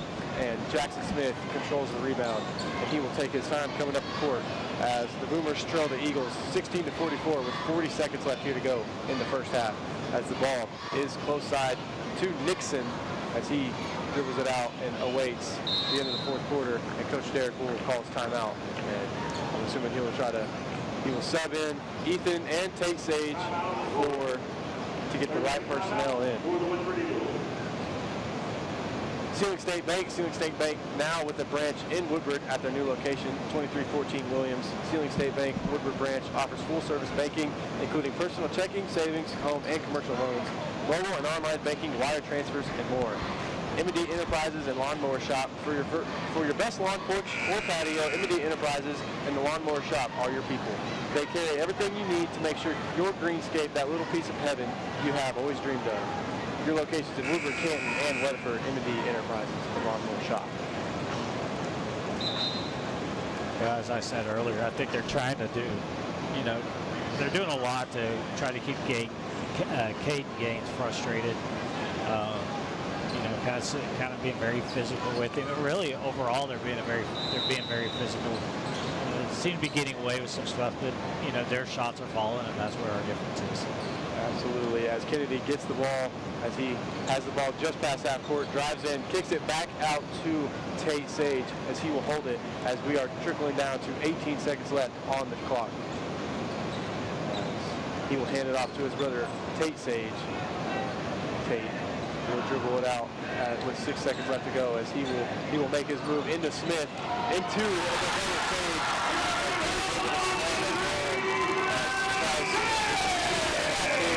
And that will do it for your first half, as the Boomers trail the Weatherford Eagles 46-16. We will take a quick break and be right back with you for our keys to the second half. You are listening to Boomer Sports on Z92 and Boomer TV. This back-to-school season, give your home the connection it deserves with Go Pioneer Fiber Internet. Experience the power of Wi-Fi 6 technology for smoother streaming, gaming, and learning. And with the Go Pioneer Smart Wi-Fi app, managing your home network is a breeze.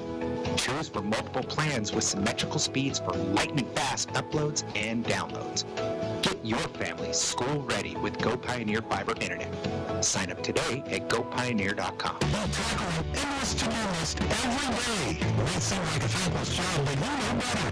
It's the little things that matter most. That's why you appreciate the enduring value of the Michelin Defender tire. Designed for doers like you, Michelin's longest-lasting tire keeps you on the go longer, so you have one less thing to worry about on your next road trip. Stop in today for miles of uncompromised safety and performance. Visit your local Michelin dealer, High Plains Tire, at 2229 in Woodward.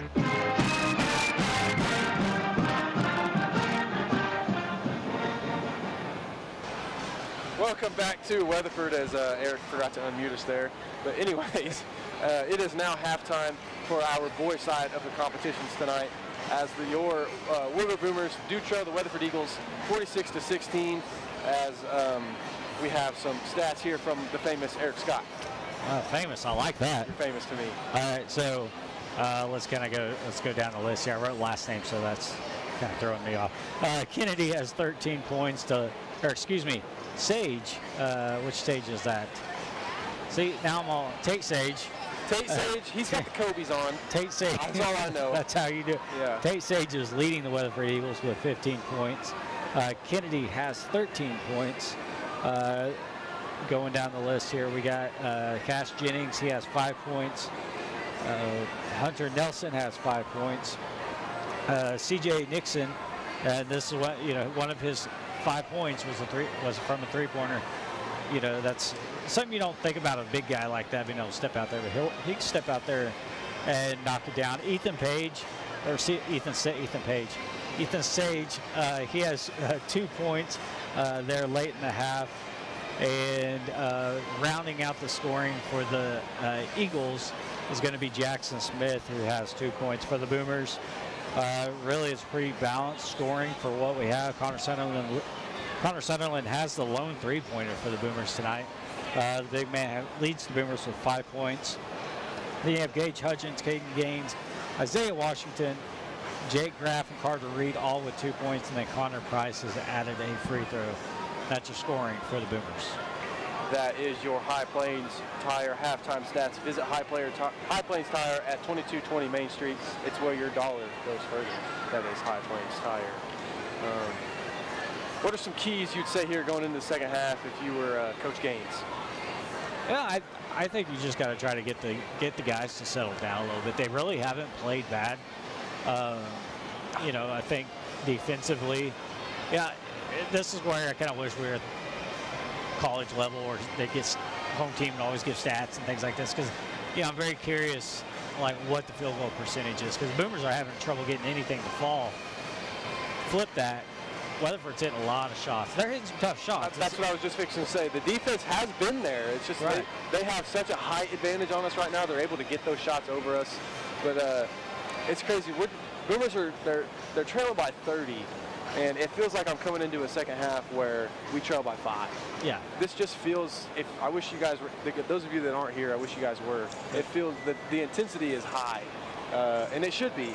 I mean, this is, the Boomers, they're playing hard. They play great defense. This is just a legit Weatherford Eagles squad. Yeah, and again, there's a reason why they are defending state runner-up.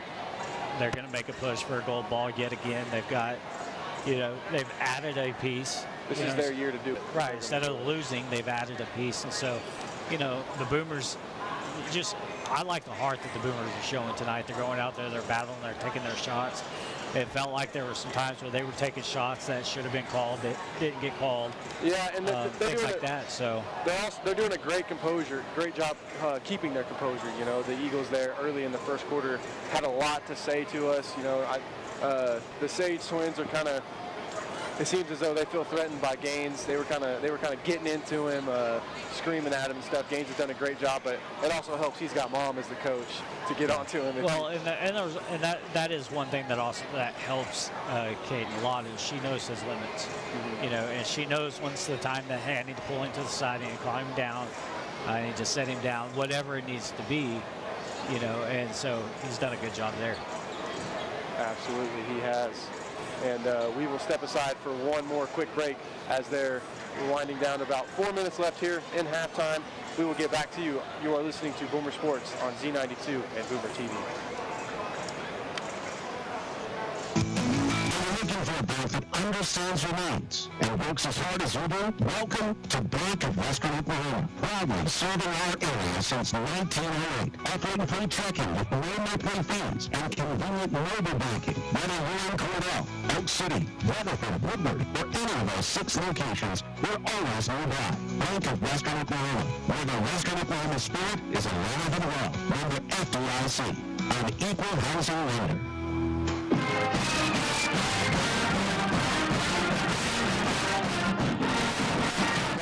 As we are trickling down in here, about to start the second half. The Weatherford Eagles are out here warming up for the second half. The Boomers are not. So Coach Gaines definitely with a lot to say in the locker room right now. With Coach Gaines, this is an opportunity to. I don't want to say settle the guys down, because you really don't want them to be settled down. You want them to keep the intensity. But to allow them to kind of refocus themselves, kind of get their mind off the scoreboard, go out there and just play your game. Again, it's kind of like what we talked about with the girls. It's an early season matchup, and you can't lose focus of what your goals are and the way you want to play basketball.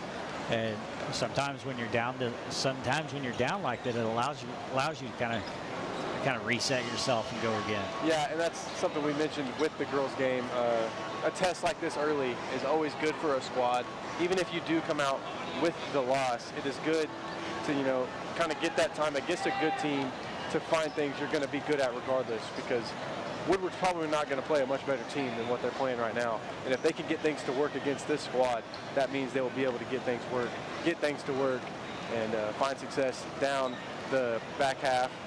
We just started this season, so down the stretch of the season, and just play as a team, build that chemistry. Maybe try some plays you haven't tried before. I don't know. Eric's standing up over here. I got to get this old man hit to kind of stretch out a little bit.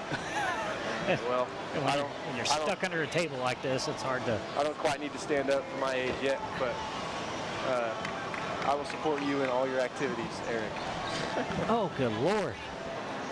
Wow. The Boomers have made their way out to warm up here in the first during halftime. As Eric, you're a lot taller than me now, but what are some things you want to see on the Boomers on the defensive side this second half? I think again it's not really changing a whole lot on the defensive.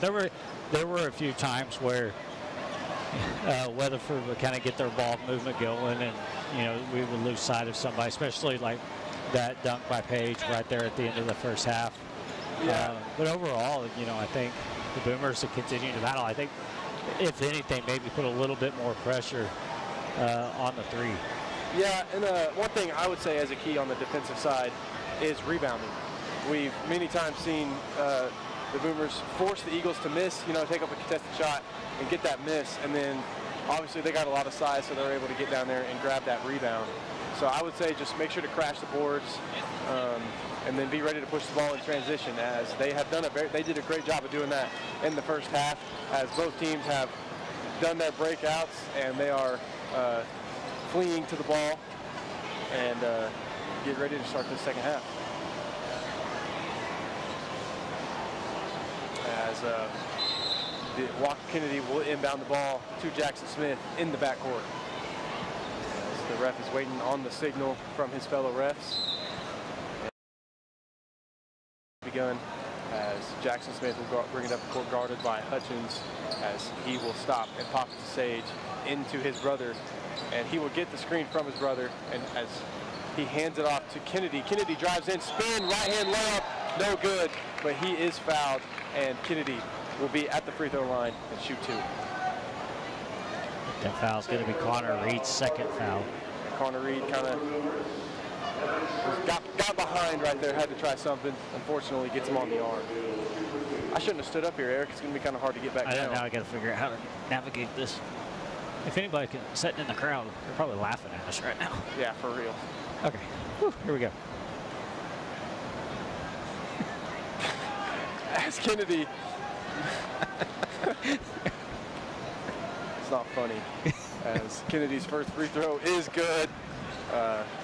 Sorry about that, folks. We couldn't get in the seats.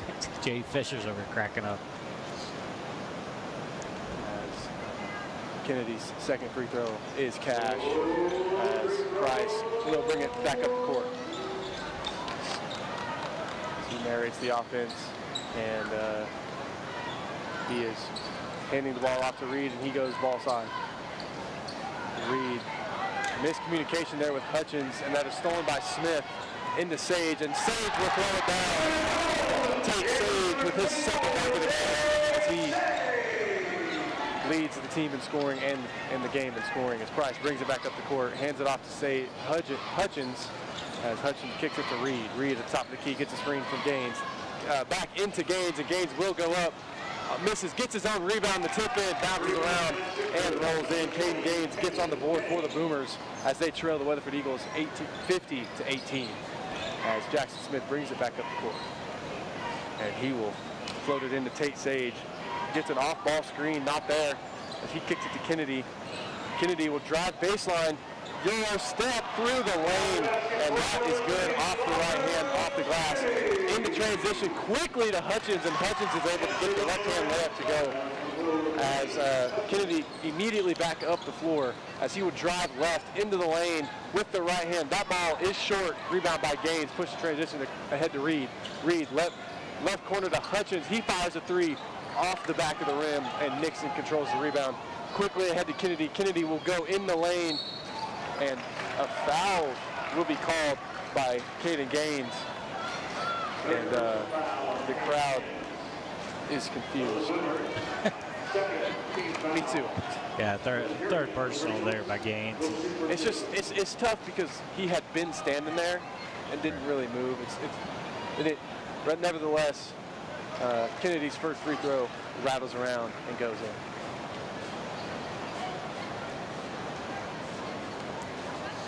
As Kennedy dribbles a couple times and fires up the free throw, and that one bounces around, gets the roll as Kennedy makes a pair. Price will bring it back up. Kicks it over to Reese, back to Price, and he crosses the timeline. Bounce pass over to Reed. left wing to Sunderland, and he is fouled by Nixon. Nixon not happy as Sunderland gets the foul call there, and Reed will inbound the basketball for the Boomers as they trail here 20 to 54, 54 to 20, excuse me. As Reed bounce pass right wing to Price, back into Reed as he kicks it back to Price again as Reed dribbles into a double team. He is trapped, gets it to Reed, and Coach Kayla Gaines calls timeout. And that's that 1-3-1 zone that I was talking about that Weatherford likes to do. Is, you know, they're so long, you think you have an opportunity, and all of a sudden that passing lane closes, you know, and that allows that top man to slide over there and get the trap. Yeah, and that caters to what they do best, and that's work together. So they can run just about any defense they need. And Coach Kayla Gaines will try to draw up some offense here to try and defeat that 1-3-1 zone, as Eric mentioned previously. Somebody just sent me a picture of some steak. Where do you want to go eat after this? Take a Whataburger. Okay. Sounds good to me. 24 hours. Doesn't matter when we get out of here. I like food, so I'm down. As the Eagles back on the court, Gaines still drawing up on her OKC Thunder scoreboard down there. As there are 4 seconds left in the timeout. What do you want to see here? What do you think Coach Gaines is drawing up there? I mean, it's hard to say what she's drawing up, but it's, you know, I just would like to see a little bit more intensity on the offensive end right now for the Boomers. The first couple possessions, you know, they haven't worked as hard as far as getting open, things like that. So, you know, I'd like to see something happen here. Inbound to Gaines, bounce pass right back to Sunderland. Sunderland passes it in to Hutchins. Hutchins bounce pass to Reed. One dribble pull up for Reed. That one's long. Hutchins the offensive rebound, and back out to Reed in the corner. Reed kicks it into Gaines. Gaines with the right hand finish off the glass. Good pass by Reed there into Gaines in the lane for two. Great job by Carter Reed to recognize Gaines cutting to the basket and hitting him in stride. Sage, as he shoots a three. That was off right. His brother gets his rebound back to Kennedy. Pump fake, dribbles it in. Great defense by the Boomers. Defensive rebound Sunderland, and he will dribble it up. Down court pass to Hutchins with the right hand layup. He misses it long. That is a big presence when you're 6'7" trying to block that shot. Yeah, I wish that was converted because that was kind of a no-look, full court, no-look pass by the Boomers. But unfortunately, the ball didn't fall, but the Boomers get possession. Price will pump fake in the right corner and shoot it, and it will rim out. And Price really wanted that one to fall there, Eric.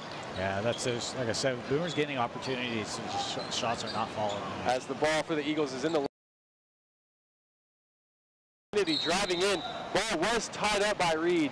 They will call a foul, a reach in on Carter Reed, and Kennedy will head back to the line to shoot more free throws. And that's kind of the frustration about how the night has gone. On the opposite end, you know, on the rebound, there was on the rebound, and then you come down here and Carter has his hand on the ball, and it should have been a jump ball, but instead they call a foul on it. As Kennedy swishes his first free throw through, Jake Graff will check in for Carter Reed. Carter Reed will get the Gatorade bottle.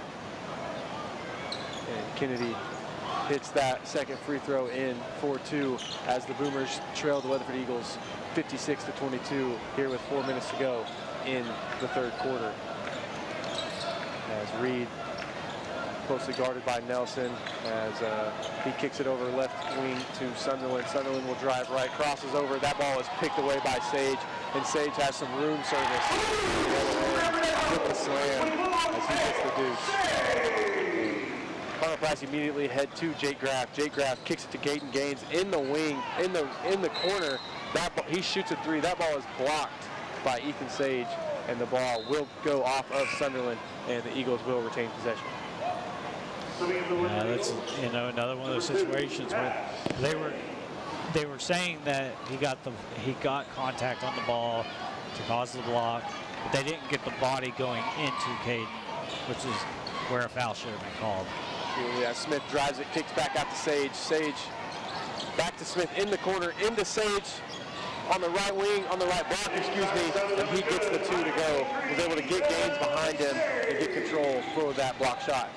As Price back down, as he will pull a top of the wing, top of the key 3. That one is long. Defensive rebound. Sage kicks it to Tate Sage, as he will walk it up the court and will be guarded by freshman Gaines. As Sage kicks it to Smith, closely guarded by Hutchins, as he drives left, spins around right, looks for the dip pass, but it is not there, denied well by Hutchins, as he will kick it eventually to Cash Jennings as he drives into the lane with the left hand, gets the bounce to go in, and Jennings gets the deuce. Quickly ahead back to the corner to Hutchins as he will drive in. That ball is blocked, and he is able to get his own rebound, kicks it out to Sunderland, and Sunderland with the left wing 3, and that is good. Sunderland's 8 point. Well, actually, they've got him to score over 9. I think he's only got 8. As Connor Sunderland has been our best perimeter shooter today. As Tate Sage pulls a right wing 3, that ball is no good, and Gaines controls the rebound. He gets it to Graff. Graff will push it in transition as he will drive in, kick out to Price. Price takes the screen from Graff as he dribbles in, tries to get the right hand layup. That's no good. Defensive rebound taken by Smith as he will push the ball up the court, and he will fake it. Bounce pass into Sage as he is in the lane. That ball is blocked by Jake Graff, and tried to save it, could not quite get there. The ball will remain with the Weatherford Eagles. Number 4, Cole Reed. And for the Weatherford Eagles, Cole Reed runs on the floor for the Boomers for the first time tonight.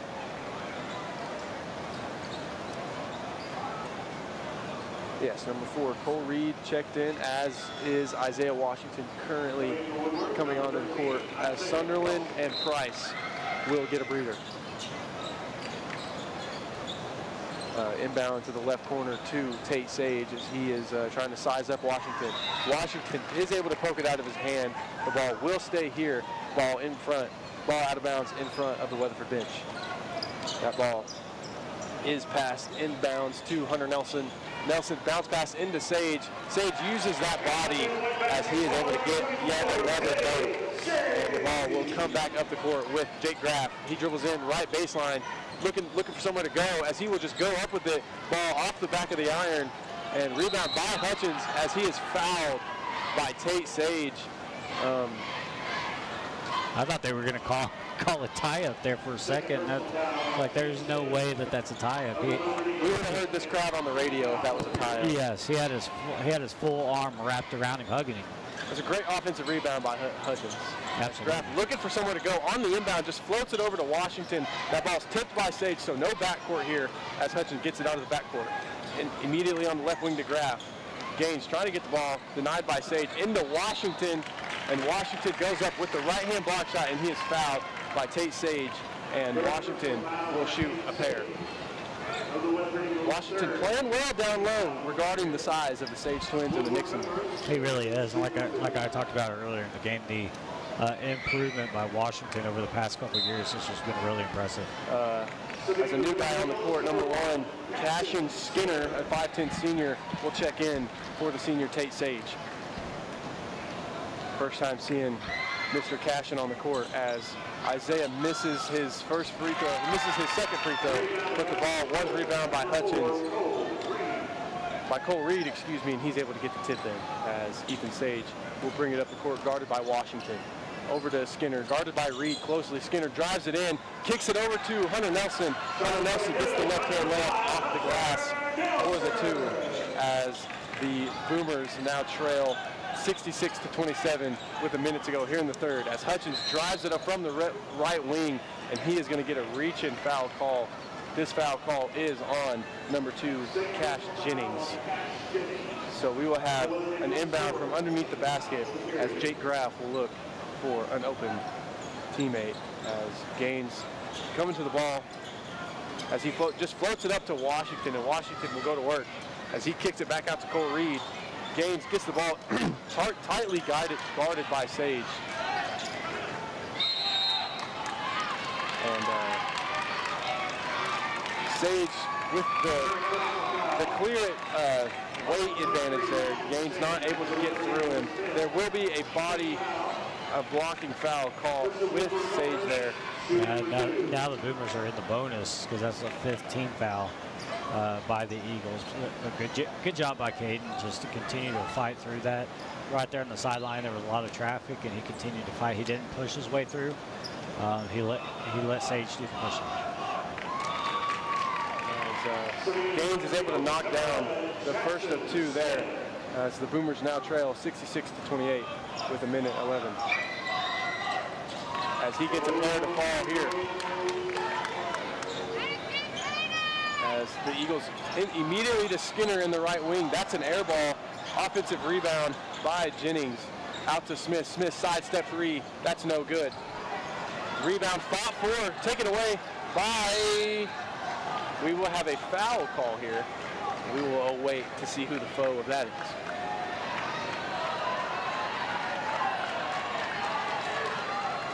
A little extracurricular activity. They kind of let him go to the ground. There was almost a tackle there. The foul will be on the Boomers, Isaiah Washington. So Eagles will retain possession of the basketball here as Dylan Epp will inbound the ball. And Connor Price, Connor Sunderland, the 2 Connors will check in. And Caden Gaines, Isaiah Washington and Jake Graff will have a seat. The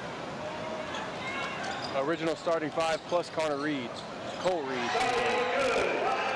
As the Weatherford inbound bounce pass is good for 2. So Hutchins will dribble it down the court, shoot a floater, and it rolls in. Gage Hutchins has been able to get some penetration here in the 3rd quarter and get a few buckets off that as Smith down the timeline as he kicks it to Epp, closely guarded by Cole Reed. Back to Smith, guarded by Gaines. Smith awaiting most likely for the last shot here in the 3rd quarter as the Boomers trail 31-68 with 18 seconds left.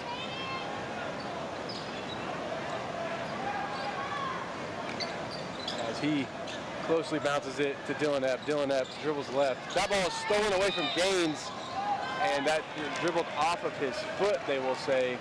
And Weatherford will keep the ball. Looked like a bit of a reach there, not called. But as we speak, Colt Moore checked into the game for our Boomers. And the inbound from Epp goes into Skinner. Skinner will drive baseline, kicks it cross-court baseline to Smith for 3, no good. Rebound by Sunderland, and that will do it for the 3rd quarter. We will take a break with them. You are listening to Boomer Sports on Z92 and Boomer TV. Life never stops moving. Between the 30-minute commutes, daycare pickups, and that weekend trip to Grandma's, you're racking up the miles. But your need is entirely can keep up, like the exceptionally long-lasting Michelin Defender tire. With an 80,000-mile warranty and the safety you expect, you can lose track of miles and focus on what really matters, the memories made along the way. Stop in today at 2220 Main in Woodward to see your local Michelin dealer. Pipelines Tire. Feel safe and secure with Arlo Wireless Outdoor Camera, available at Pioneer. Arlo offers top-notch protection with crystal clear video quality. Rain or shine, monitor your home from anywhere with remote smartphone access. Whether you're at home or on the go, Arlo keeps you connected to what matters most. Trust Arlo and Pioneer to keep your home safe and secure. Visit GoPioneer.com to get your Arlo wireless cameras today. To Weatherford as we are getting just pretty close here to starting the 4th quarter. Heritage, trust, respect, these are the things that make Great Plains Bank great. With deep roots across Oklahoma and Texas, they are in touch with communities in which we live and work. Compass Athletics, from sports equipment to championship trophies and everything in between. 2024, Maine and Woodward are called 580-256-7045. That is Compass Athletics. As we are set to inbound here to start the 4th quarter here in Weatherford. Have a look to see Coach Gaines go to the bench here. Maybe get some of these guys some playing time as Connor Price gets the ball to start the 4th quarter as he is trying to shake down Kennedy. As he tries to pass out to the corner as Sage steals it. Pass ahead of front court pass ahead of Nixon. He is not able to get there, stolen away by Colt Moore. As Connor Price, one dribble pull-up three. That one's no good. Connor Price not able to get the shot to fall tonight. And the ball will stay here as Smith looked to have traveled after the rebound. Smith came down with the rebound, but I couldn't quite tell which other Weatherford Eagle tried to get the rebound and kind of bumped into him and forced him to travel. As Connor Price inbounds it to the right wing to Caden Gaines, and he tries to get the ball into Sunderland. That pass is tipped, and it will remain with the Boomers as Connor Price set to inbound. He is looking for Caden Gaines. He's able to get the ball in as he hands it off to Carter Reed. Carter Reed will kick it to right wing to Connor Price, right in front of their bench. Gets a screen from Gaines, dribbles baseline, bounce pass to Carter Reed out to the left corner.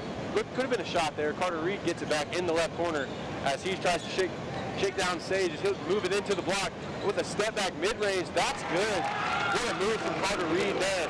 Kind of gets the push off, step back in the left elbow, and gets the deuce as the Boomers now trail 68-33 with 6:50 to go here in the fourth. As Ethan Sage gets a right wing three open, and it rolls out, and Connor Price controls the rebound. Will push the ball. And he will hand it off to Sunderland. Sunderland pulls a deep three. That is off short. Online, could not get it to fall, though, as Jackson Smith will push the ball off the rebound. He will kick it to Sage. Sage kicks it to Kennedy in the left corner. Connor Price able to tie up the ball. Hits it out of bounds, though. Ball stays with the Eagles. Good defense by Connor to recognize that the dribble by Walker Kennedy, he picked it up, so he just did what he could to try to get a hand on it. He did, as Kennedy is able to get the inbound, kicks it right back to the inbounders, and that is a left corner three, good for Jackson Smith. And the pass from Price to Hutchins down the court is too long, and there'll be a turnover back to the Eagles, as Kennedy will bring it up. And guarded by Price. As the offense is setting up, and some right to left actions here. Bounce into Nixon, and there will be a foul call on Connor Sunderland. And, Connor Sunderland a little confused there. Yeah, that's one of those situations that. As Smith inbounds the lob to Nixon, and Nixon is able to sky up and get the deuce there. I was going to say Connor was one of those situations where he's playing good defense. It's just as Nixon went to go get the ball, he wrapped up with him, and they called it on Connor. He did, as Reed gets a nice pass into the cutting kick Gage Hutchins, and Hutchins is able to finish that pass off for the two, assist Carter Reed. As Walker Kennedy brings it up, he is looking, gets it to Ethan Sage. Sage dribbles it left into the corner. Jackson Smith, another left corner three. That ball short. Rebound, Nixon, and he gets the follow. Good hustle there from C.J. Nixon as he gets the reverse layup to go off the rebound. Connor Price trying to dribble it in. Kicks it out to the corner. Hutchins will shoot a three. That ball's off as Jackson Smith gets the rebound, and they will slowly bring the ball back up as the Boomers now trail the Weatherford Eagles 75-35 with 5 minutes to go. As Sunderland is called for yet another blocking foul on Nixon, and that will be the team's third foul of the quarter, second foul of the quarter, and it will be Sunderland's third as number 2, Aaron Laredo for your Boomers will check in. He will let Gage Hutchins get a break. The rebound into Sage, guarded closely by Reed. Sage trying to get the position, can't get it. Good defense by Reed. Into Nixon, back to the other Sage, guarded closely by Laredo. Cross court pass to Sage, and he's able to get it into Kennedy. Kennedy will take one dribble in, gets the scoop layup, but it is no good. And Connor Price will push the ball on your left side. Behind the back pass to Sunderland. Roll to Sunderland, tipped out by Sage. It will remain with the Boomers. Yeah, luckily I think the Boomers actually kind of got away with that. It looked like maybe Sunderland got a piece of that as rolled out of bounds. But there's a lot of times where you can make that pass. That's one of those situations where I wish Connor wouldn't have tried so hard, just made a good clean pass. As the inbound is into Price to Laredo. Laredo trying to get it into Gaines. That pass the ball back in transition as the Boomers will push it back up the court. Carter Reed gets it, one dribble pull up from the elbow, misses long. Sage with the rebound. Oh! Yep. As Sage will be called with the offensive foul as his elbows were getting a little high there. Yeah. And it looks like Carter may have took a little bit of a shot to the neck. Westlawn kind of rubbed it there for a second, but Reed will come back and inbound the ball. We'll get it into Gaines. Quickly to Laredo. Laredo down inside to Washington. That is taken away by Nixon. Down back into Washington, and he gets the deuce to go. Great awareness there by Reed to realize Nixon wasn't in the play. Get that pass into the block for Washington to get the deuce. yeah, good job by Washington.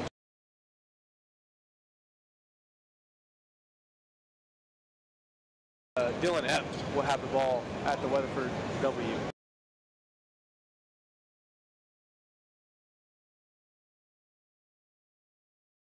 Boomers court pass by Price is a little bit long for Laredo, and Sage was able to control that one. He will bring it up the court, get it into Nelson, right corner to Nixon. Nixon will drive baseline, tough layup. CJ Nixon with the right hand, offhand reverse layup there, gets the English, and will get the deuce there. Carter Reed immediately down into the right corner, spins it. Great defense by Kennedy. Bounce pass into Laredo. Laredo not able to handle it. Is able to get it back. Gaines in the corner for a three. That one's good. Caden Gaines, his first three ball. It's good to see that Caden's kind of settled down a little bit. He's not rushing things. Kind of went through a stretch where he was rushing a little bit. He settled down. Now he's taking some good shots. Hesitation pull up by Nixon. That's no good. Gaines with the rebound as he will push it back up the court. He will get it into Carter Reed. Carter Reed will drive in, bumped by Nelson there, and that will be a foul. And then Woodward, the Boomers will have it on your far side, out of bounds, underneath the basket. And Coach Kayla Gaines will call a timeout. I think she's going to ask for a 30-second timeout. The Boomers trail the Eagles 77-240. R5 Embroidery. When you work with R5 Custom Embroidery, you can count on a quick, fun, and enjoyable process with results that consistently exceed your expectations. Come chat with their screen printers about customized apparel. 817 Main in Woodward or 580-256-3579. Western Drug at 1021 in Western Drug at 1021 Oklahoma in Woodward has friendly and caring staff and a drive-through window that is always convenient. Always excellent service at Western Drug. Call 580-256-5586.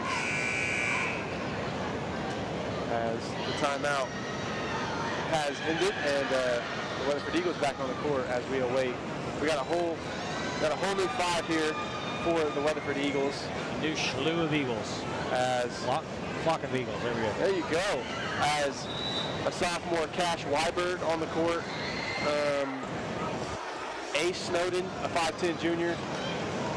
Cash Skinner is on the court. We have seen him a couple times. Cooper Bryant on the court. And to round that out, it will be number 21, Luke Bruner. As Jake Graff will inbound the ball. He looks to get it to Gaines. Gaines will shoot a deep three. That one's going to miss short. Rebound is taken away by Luke Bruner. That passes into Skinner, as Skinner will bring it up the court. Close guarded by Reed. Good defense by Reed. Double team by Graff. Carter and Reed. Graff.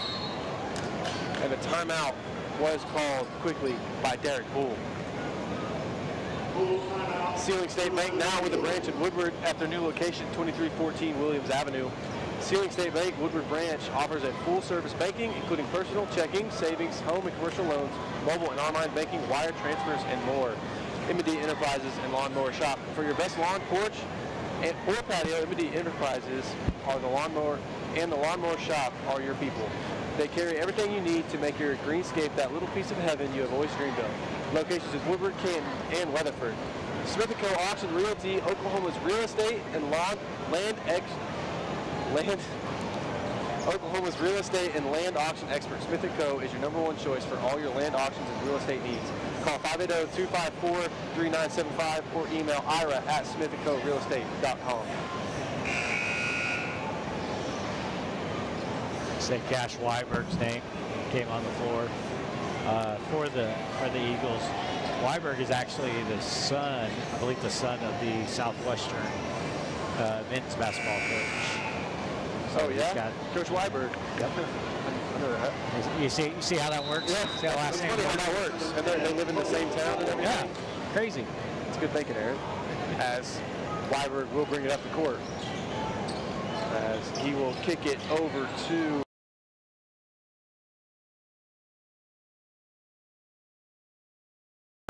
Bryant over to Skinner at the top of the key. Snowden will pump fake, dribble it in, gets it into Bryant, but that shot is blocked by Caden Gaines, but the ball will remain with the Eagles as Weiberg will await the inbound underneath the basket. That ball is put in, bounce pass into Bryant. He's working against Washington, gets the bump, goes up. That ball, that shot is long rebound to Weiberg as he will dribble it out. Weiberg gets it into. He gets it into Luke, makes his move, able to get it and get the layup off the glass for the two, and Kayla Gaines wants timeout again, but it is just to get her substitution in the game. That will be Cole Reed in for Caden Gaines, and I think that will do it for Gaines. Yeah, that'll probably do it for Caden. He had 11 points on the night. Good performance from the freshman. I mean, he faced a lot of adversity today. He was able to, he kept his composure, played well. He showed his potential for sure, as Weiberg will bring it up the court. Into Skinner, right back to Weiberg, bounce pass into Bryant. Bryant goes up with it, and we have a foul on the floor before the shot. So it will be a out of bounds underneath the basket. As for the Boomers, Mason Boring checking into the game for Isaiah Washington. As the inbound is to Skinner. Weiberg off a curl, wants the shot, could not quite get there as he is trying to get the ball inside, just eventually kicks it over to Snowden. Snowden inside to Bryant. Bryant with a one dribble fade, that's off. Rebound by Cole Reed as he'll push the floor ahead to Colt Moore. Colt Moore has the football hands, but not the basketball hands. Goes through Colt Moore's hands, and the ball will go back to the Eagles. Yeah, I think Cole kind of got that. Cole got that behind Colt's head a little too much. Colt wasn't able to corral it, so. Freshman Grayson Roach on the floor now for the Boomers. Good eye, Eric. I did not see that one.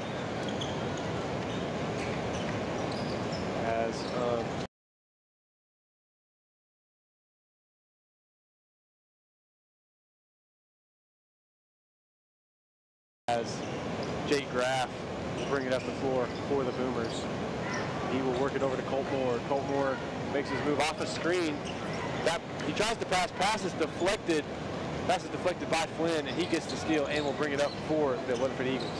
He kicks it over quickly to Ben Tucker. Ben Tucker right back to him. Over to Weiberg. Weiberg looking for a shot. Can't quite get one, and he just flicks it over to Tucker. Tucker picks up his dribble over to Flynn. Flynn makes a hesitation move off the spin.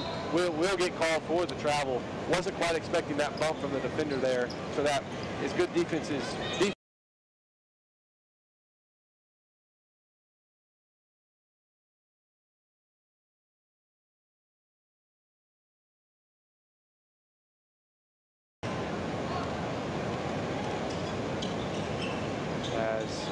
Some more substitutions also for the Woodward Boomers. Luke Talley checks into the game. Crosby Reed is in. Number 14. Jesse Treese. Jesse Treese. I was fixing to say Jeese. No, Treese. And his dad's sitting right here. He might take you for that. So. As Weiberg brings it back up the court for the Eagles, he is able to get it over to Braylon Gayer. Over to Flynn. Flynn makes a move. Picks up. It looks to be blocked by Roach, but they will call a foul on number 5. Number 5, Luke Talley, will be credited with that foul, and Flynn will go to the line to shoot 2.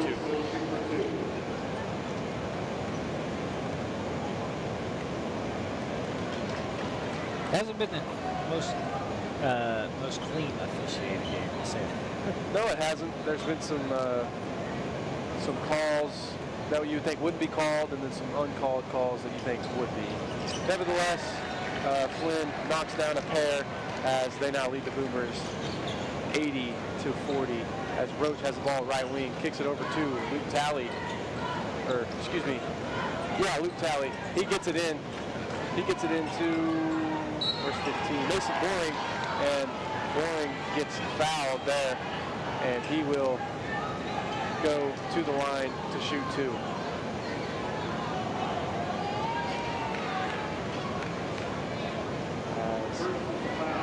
A lot of talking going on between the Boomer bench and the Weatherford Eagles. The Eagles on the floor. As Luke Mason Boring's free throw, his first one rattled out. As he will prepare to shoot his second free throw. This one is up and off the back of the rim, and the rebound is controlled by the Eagles that has been Tucker, and now will concede this one as your Woodward Boomers do fall to the Weatherford Eagles 80-40. We're going to take a quick break. We'll be back and give you some stats, and then we will talk about the future here. You are listening to Boomer Sports on Z92 and Boomer TV. Complicated Wi-Fi management? Go Pioneer Smart Wi-Fi makes it easy. With Go Pioneer Smart Wi-Fi, you can set your Wi-Fi password, view all your connected devices, and even run speed tests all from your phone. Need to set up parental controls? No problem. Simple, smart, secure. Stay connected and in control with Go Pioneer Smart Wi-Fi. Visit GoPioneer.com to learn more. Endless to-do list every day. Might seem like a thankless job, but you know better. It's the little things that matter most. That's why you appreciate the enduring value of the Michelin Defender tire. Designed for doers like you, Michelin's longest-lasting tire keeps you on the go longer, so you have one less thing to worry about on your next road trip. Stop in today for miles of uncompromised safety and performance. Visit your local Michelin dealer, High Plains Tire, at 2221 in Woodward. Weatherford, as we have just finalized everything here in Weatherford, as your Woodward Boomers fell to the Weatherford Eagles 80-40. Eric, we kind of got some stats to talk about here. Yeah, it's a quick rundown for. We'll just start on the Weatherford Eagles side. Two Eagles finished with 21 points. That's including Walker Kennedy and Tate Sage, one half of the Twins, Tate. And then just kind of going down the list here, it looks like we have C.J. Nixon finished with 9 points. Cash Jennings finished with 9 points. Hunter Nelson had 7. And Jackson Smith had 5. Ethan Sage had 4. And Jackson Smith closed out the scoring for the Eagles with 2. On the Boomer side of things, 8 Boomers. 8 Boomers. Caden Gaines led with 11 points. Led the Boomers with 11 points. 2 Boomers had 8 points, including Gage Hutchins and Connor Sunderland. 6 of those points came off 2 threes for Sunderland. Other scorers for the Boomers included Carter Reed, Isaiah Washington. Each of them had 4 points. Jake Graff had a pair of points, as well as Cole Reed, and Connor Price added a free throw. And one thing to kind of notice there is the how evenly spread out the scoring was for the Eagles. That kind of shows the amount of time they've had to play together. They're just a well-rounded team, and that's something we mentioned previously before the game even started. That this team, their expectations are not right now. They're focused on March or whatever the state games are, you know. So yeah, hang your heads high if you're a Woodward Boomer. There's also good things out here tonight. Yeah, and that's the thing is, like, you can kind of, I don't want to say blow this score off, because there are definitely some things that the Boomers did that can be cleaned up. They're going to go watch film, and you know, they're going to get to work on some of that, you know. But some of the things I like is the fact that we had, you know, really we had 3 guys pushing double figures. You know, in a lot of games, Caden's going to get his points. He's going to usually, he had 20 their night. You know, he's going to get his points. But Gage Hutchins, you know, Connor Sunderland, you know, and you know, when you get Carter Reed starting to hit some baskets, you know, as all those guys start to do things, more and more and kind of balance things out, you know, the Boomers are going to surprise some people this year, I think. I absolutely believe. We're going to take one more quick break. We'll be back to you in just a moment. You are listening to Boomer Sports on Z92 and Boomer TV. Listening to Woodward Boomer Sports on News Talk Sports Z92. Follow the Boomers all season long on Z92 and Z92online.com. This has been a presentation of Ohio State Sports Leader.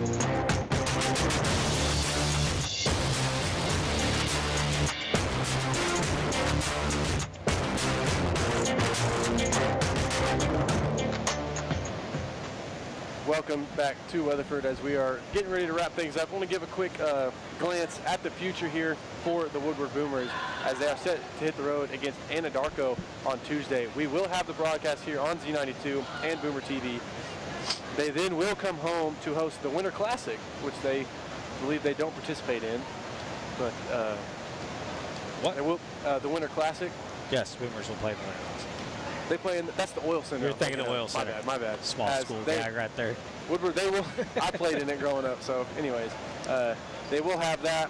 Featured teams include UConn, Elk City, Liberal, and Guyman, along with Perryton on the boys' side. Tournament begins Thursday morning. The Woodward girls will take on Guyman at 6 o'clock there that's in Woodward. Yes. At Jimmy Peck Court. The boys will also follow facing Guyman as well. I want to thank Major Sports for powering Boomer Sports. Boomer TV for offering best of the both worlds, and all of those that tuned in. Once again, we will repeat the scores. Boomers in the ladies was 31-50. The Boomers fell there, 50-31 to the Eagles. And on the boys' side, the Boomers fell to the Eagles, 80-40. Folks, thank you for joining us. I want to thank everybody back there at the crew, Sean Kelly, CJ Montgomery. Eric, thank you for being here with me tonight. And everybody, if you're traveling home, be safe and have a good evening.